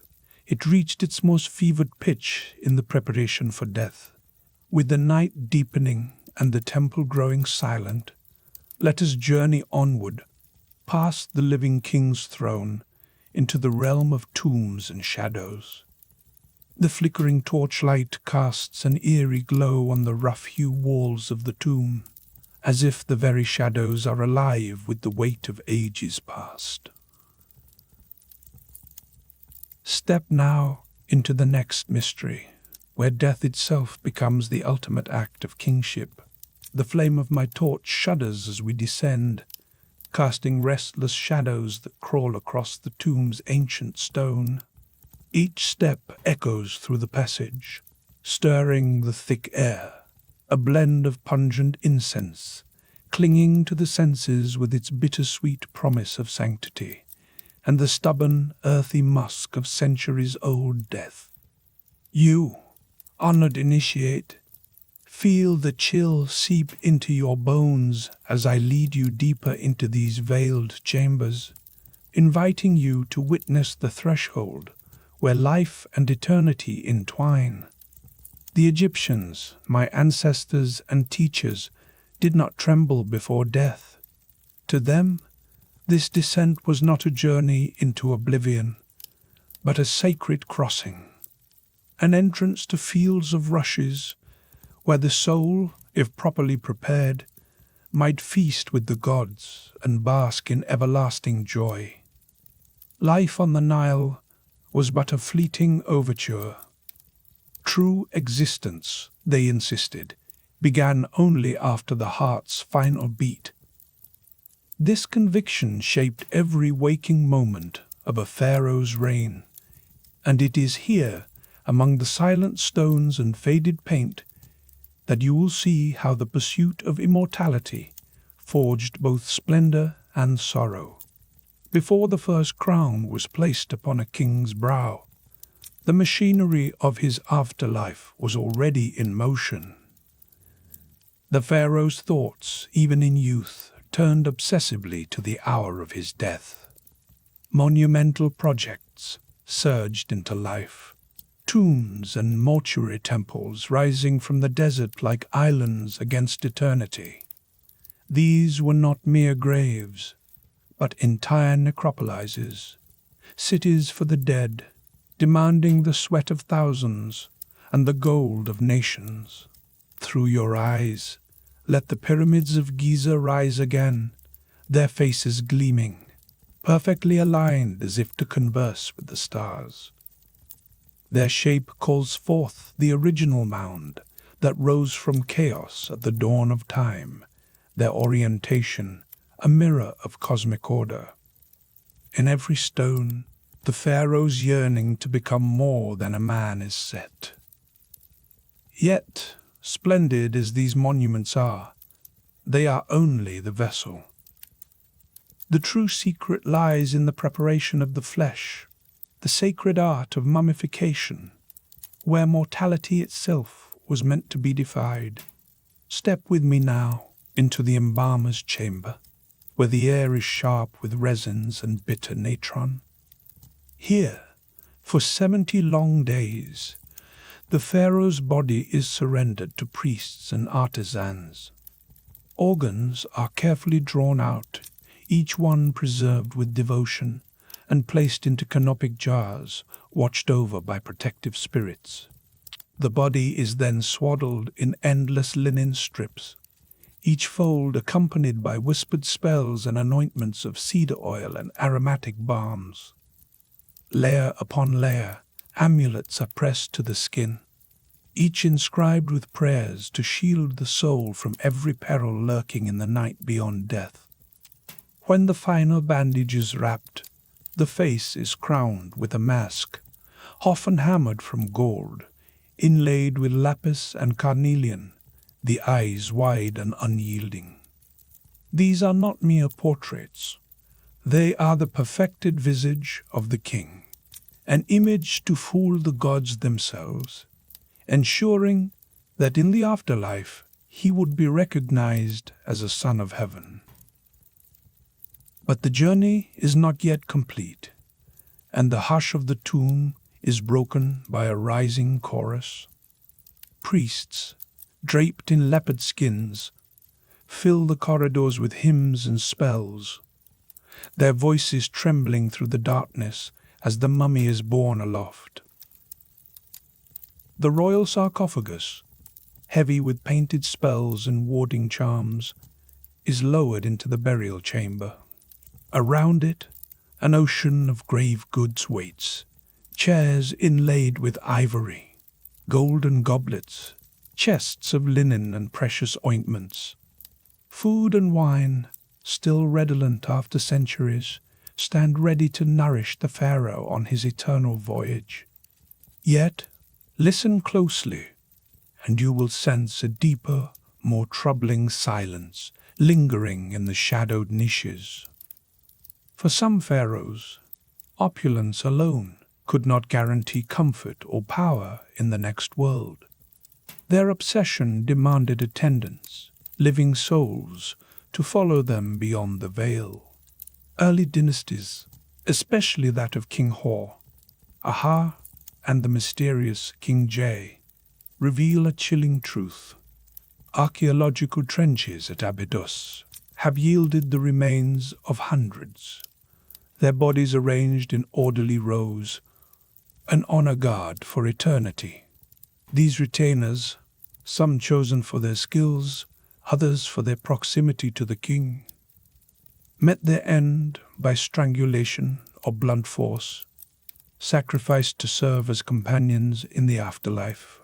Among their number were women, dwarves, and trusted officials, each believed to carry unique powers or fulfill essential roles for the departed sovereign.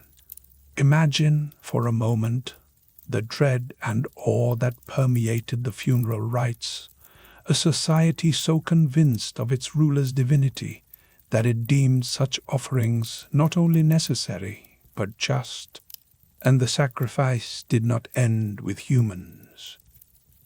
The tombs are crowded with mummified cats, monkeys, ibises, even lions, beasts bound in linen, adorned with beads and paint, transformed from pets or sacred animals into guardians and companions. These animals, believed to shield or amuse the king in the halls beyond, lie in their own elaborate coffins, frozen in postures of vigilance or affection. In their silent ranks, another layer of the pharaoh's longing for control over eternity is revealed. As you let your senses wander over the grave goods, stranger details emerge.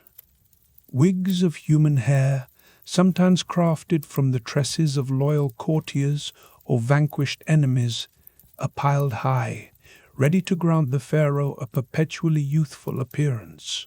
Hair, imbued with magical significance, stood as a potent emblem of vitality and power. In these darkened vaults, every lock and braid becomes a talisman meant to cheat decay. Yet time, as you and I both know, is a patient adversary. Even as dynasties rose and fell, the knife edge between splendor and brutality began to shift. By the era of the New Kingdom, the spectacle of human sacrifice faded, condemned as a relic of a harsher age.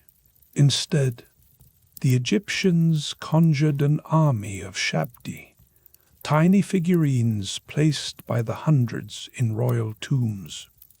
These magical servants, fashioned from faience or stone and inscribed with spells, would spring to life at the king's command, sparing the living even as the dead continued to demand service. Still, the cost of these obsessions was staggering. The pyramids and mortuary cults, magnificent as they were, bled Egypt's coffers and claimed the labor of countless men and women. The enormous effort bestowed upon the tombs was both a monument to faith and a drain on the nation's lifeblood. And as each pharaoh sought to secure his place among the gods, the living toiled in his shadow, their own mortality eclipsed by the unending hunger for immortality. Reflect now on this paradox. The pharaohs, hailed as gods on earth, wielded power that extended even into death, yet in their frantic attempts to defeat time, they sowed seeds of ruin. Tomb robbers and the slow rot of centuries undid so many of their dreams. Sarcophagi were pried open, jewels carried off, mummies desecrated and scattered. Ironically, the very grandeur and secrecy meant to protect these rulers only drew more attention from those who sought to break the seal between worlds. In their pursuit of eternal life, the pharaohs ensured their stories would endure, but rarely as they intended. Even so, their presence lingers. The painted faces of mummies, their features eerily serene beneath layers of linen and gold, gaze out from museum cases and popular nightmares alike. We press our faces to the glass, searching for meaning in those ancient eyes, feeling both awe and unease at the lengths mortals will go to escape oblivion. The pharaoh's rituals, so elaborate, so costly, sometimes so cruel, speak to the same fears that still haunt us. We, too, struggle with the knowledge of our own impermanence. We, too, shape our lives around the hope of being remembered. Now, as our torchlight flickers on the painted walls and the air grows thin, I ask you, what would you sacrifice for immortality? What legacy would you build, and at what cost? The pharaohs forced their names into eternity, not just through stone and gold, but through the sheer force of their obsessions, both beautiful and terrible. Their struggle, for all its inhuman grandeur, is deeply, uncomfortably human. Emerging from the cool darkness of these ancient halls, the harsh sun of the present dazzles the eyes. Time stretches between us and the pharaohs, yet their shadow falls long. For all their alien customs and terrifying power, something in their story feels intimately familiar. The battle against decay and forgetting is a battle we still fight, each in our own way. We may not order pyramids to be raised or demand that others follow us into death, but we, too, fill our days with things meant to last, monuments of memory, vaults of digital data, rituals of remembrance. So, as you step out from the tomb and inhale the living air, pause and let the paradox settle in your heart.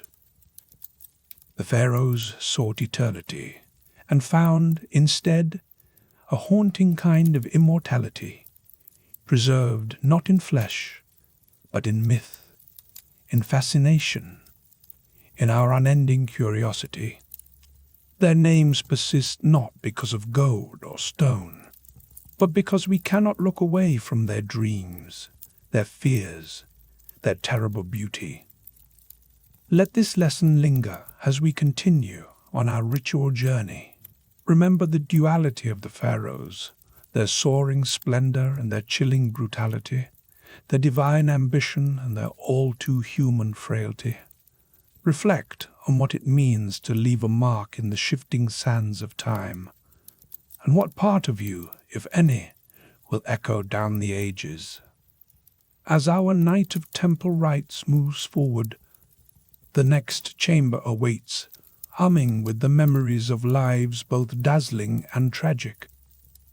Let us step together into the next chapter and unravel the enduring legacy they left behind. The night deepens, honored initiate, and within these sacred halls, the flicker of torchlight dances across painted stone, each surface alive with stories of power, longing, and impermanence.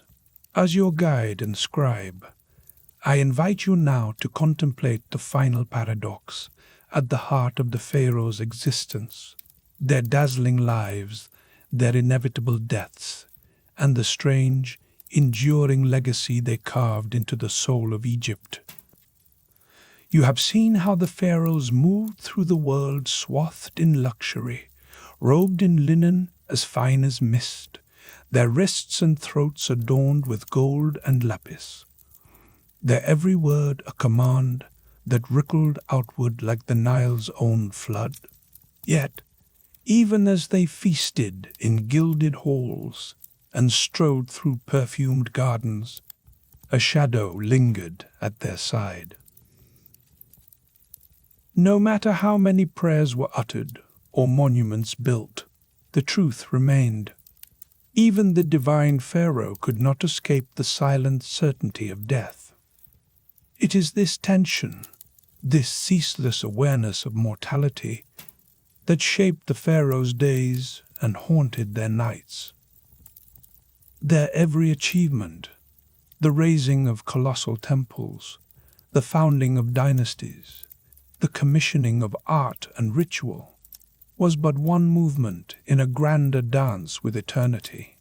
They believed, with a conviction that shaped an entire civilization, that the soul, the Ka, might live on forever, so long as the body was preserved and the proper offerings awaited in the afterlife. Let your senses linger now in the dim silence of the inner temple, where the air is thick with incense and the weight of centuries presses close. Here, initiates like yourself would learn the secrets of a craft both sacred and unsettling, mummification.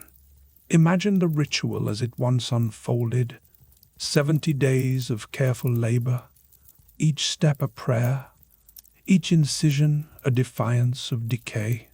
The embalmers, hands steady and faces solemn, would draw out the organs, dry the flesh with natron until it whispered like parchment, and wrap the body in endless linen strips.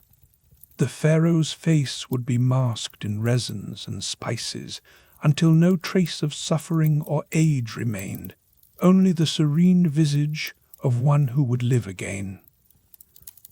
But a well-preserved body was only the beginning.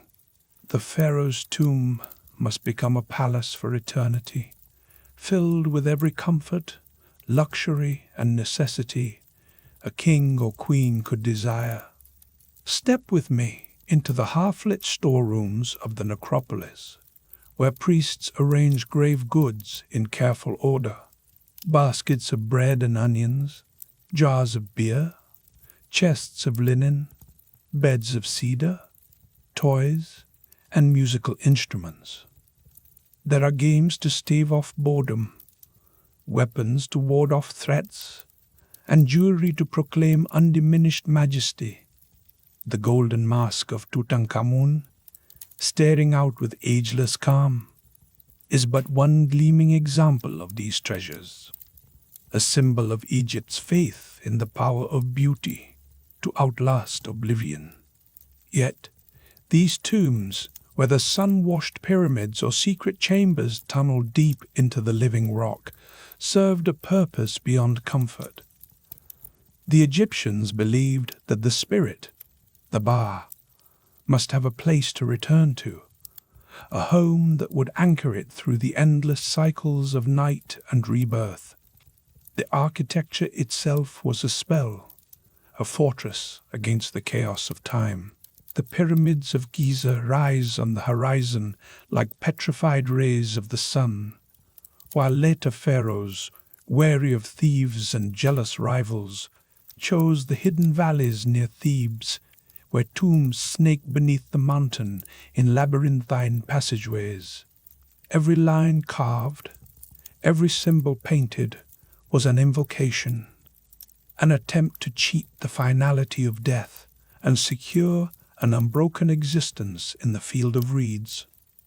But not all the preparations were gentle or beautiful. I urge you to reflect, for here the splendor of royal burial turns suddenly disturbing. In the tomb of King Jer of the First Dynasty, archaeologists uncovered a chilling scene.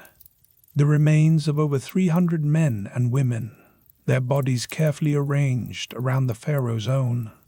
These were retainer sacrifices, servants, officials, perhaps even wives, whose lives were ended to serve their king in the afterlife. The devotion demanded was absolute, extending beyond the grave itself. The prospect is as mesmerizing as it is grim. Consider, then, the evolution of these customs. By the time of the New Kingdom, the horror of human sacrifice had faded, replaced by subtler but no less extravagant measures. Pharaohs sought immortality through accumulation and symbolism rather than blood. Amenhotep II, for example, was buried not with human attendants, but with a bewildering trove of wigs, each one woven from human hair, millions of strands, each whispering a story of vanity and identity. Ramses II, the builder and warrior, took with him his beloved pet cat, mummified in linen wrappings as fine as his own. Even in death, the pharaohs clung fiercely to the comforts and eccentricities that marked their earthly reigns. Pause for a moment, honored initiate, and let yourself feel the weight of these choices. The blurred line between devotion and excess, between the sacred and the grotesque. The pharaoh's desire for immortality drove them to create wonders, but also to cross boundaries that unsettle us still. Yet, despite all their preparations, the pharaoh's treasures proved irresistible to the living. Tomb robbers, driven by hunger or greed, breached even the most formidable defenses. Gold and lapis vanished into the currents of history. The survival of Tutankhamun's treasures, his golden mask, his chariots, his rings and amulets, was a miracle of accident, the result of a forgotten tomb lost beneath centuries of drifting sand. This accident preserved for us a world otherwise devoured by time and ambition. Still, the drive for immortality was not in vain. The tombs, the mummies, and the relics the pharaohs left behind have become bridges across millennia, allowing us to glimpse the minds and hearts of a civilization obsessed with eternity. Their secrets are not all lost. Today, in laboratories bright as the midday sun, modern priests, scientists, and doctors use CT scans to peer beneath the wrappings, reading the story of flesh and bone. DNA analysis traces the tangled webs of kinship, revealing Pharaoh's family dynamics and the hidden lineages that shaped the fate of empires. Reflect, then, on the strange fulfillment of the Pharaoh's wish. They sought to be remembered through magic and monument, and in this they have succeeded, though not exactly as they imagined. Their mortal remains, preserved beyond all expectation, still command awe, curiosity, and reverence. In the silent gaze of a mummy's face, or the shimmer of a golden amulet, we are drawn into their world, compelled to imagine what it was to wield such power, to fear such loss, and to hope so fiercely for eternity. Let us not forget the great individuals whose names echo through time, their lives a tapestry of triumph, intrigue, and tragedy. Ramses II, called Ramses the Great, ruled for 66 years, shaping Egypt with a will as unyielding as stone. His monuments rise still from Luxor to Abu Simbel, their facades etched with battles, treaties, and tales of 100 children fathered. His mummy, with its regal brow and flame-red hair, invites us to imagine the man behind the legend, a king who lived and loved on a scale few can fathom. Akhenaten, the heretic king of the 18th dynasty, shattered tradition by turning from the old gods to worship the sun disk, Aten. He changed his name, reshaped the art of Egypt, and ruled with his brilliant queen, Nefertiti, whose painted bust still captivates the world. Their experiment with monotheism was short-lived, undone by the young Tutankhamun, who restored the ancient gods and consigned Akhenaten's memory to official oblivion. Even in death, the tides of politics and faith could erase or resurrect a pharaoh's name. And what of Cleopatra, last of the Ptolemies, whose beauty and wit drew the eyes of Rome itself? She was no mere seductress, but a strategist, a linguist, a queen fighting to preserve her kingdom against the relentless tide of empire. Her death marked the end of Egypt's ancient line, but her legend has grown, outlasting even the marble monuments of her ancestors. Each of these rulers embodies the dual nature of the pharaoh, mortal flesh draped in the trappings of divinity, capable of great vision and terrible folly alike. Their stories, filled with drama, ambition, betrayal, and hope, still pulse with a vitality that refuses to fade.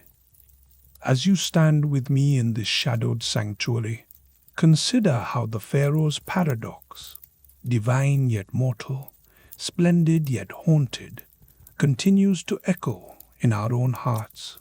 Their rituals and relics, their temples and tombs, are not mere curiosities, but reminders of our shared longing to be remembered, to leave a mark, to defy the darkness for just a little longer.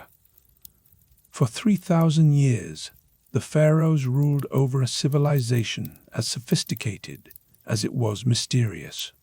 They shaped the laws, the faith, and the very landscape of Egypt. They left behind pyramids, temples, libraries, and legends, monuments to ambition and ingenuity. And yet, in the end, they too were subject to the same fate that awaits us all. No crown, no spell, no mountain of gold could turn back the river of time. Within their tombs and mummies, the pharaohs left us something more precious than treasure: the evidence of their humanity. Their hopes and fears, their love and cruelty, are written in the lines of their faces and the artifacts they cherished. We see, reflected in them, our own desire for meaning and remembrance. Pause once more, honored initiate, and let your thoughts dwell on all you have witnessed tonight, the sacred and the profane, the awe-inspiring and the unsettling, the beauty and the terror. The pharaohs beckon us to look deeper, not only at their world, but at the questions that persist in ours. What does it mean to wield power, to shape a legacy, to seek immortality in a world where all things falter and fade? With each new discovery, each mummy unwrapped, each inscription translated, each sample tested for hidden truths, we come a step closer to understanding the real men and women behind the crowns. Yet the mystery endures, and perhaps that is the greatest legacy of all. The pharaohs have become more than rulers.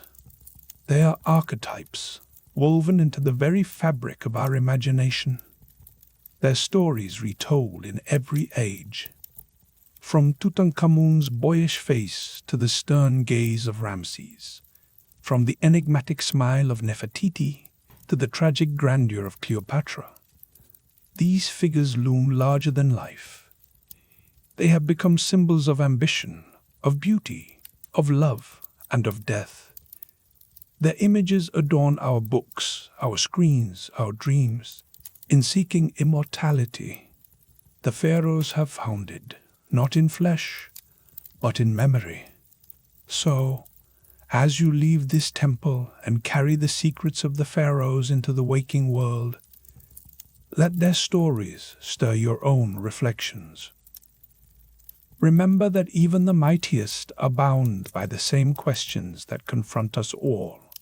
In the end, it is not gold or monuments that endure, but the way our lives touch those who come after.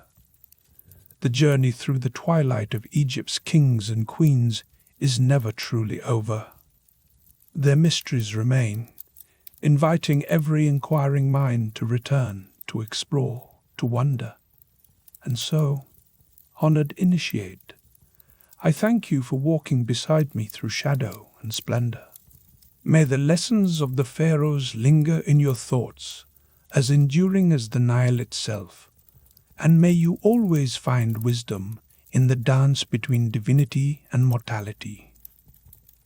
Until the next sacred assembly, let the legacy of Egypt's pharaohs inspire you to ponder your own place in the grand procession of time. The secrets of the ancient kings still whisper in the silence, waiting for those who dare to listen.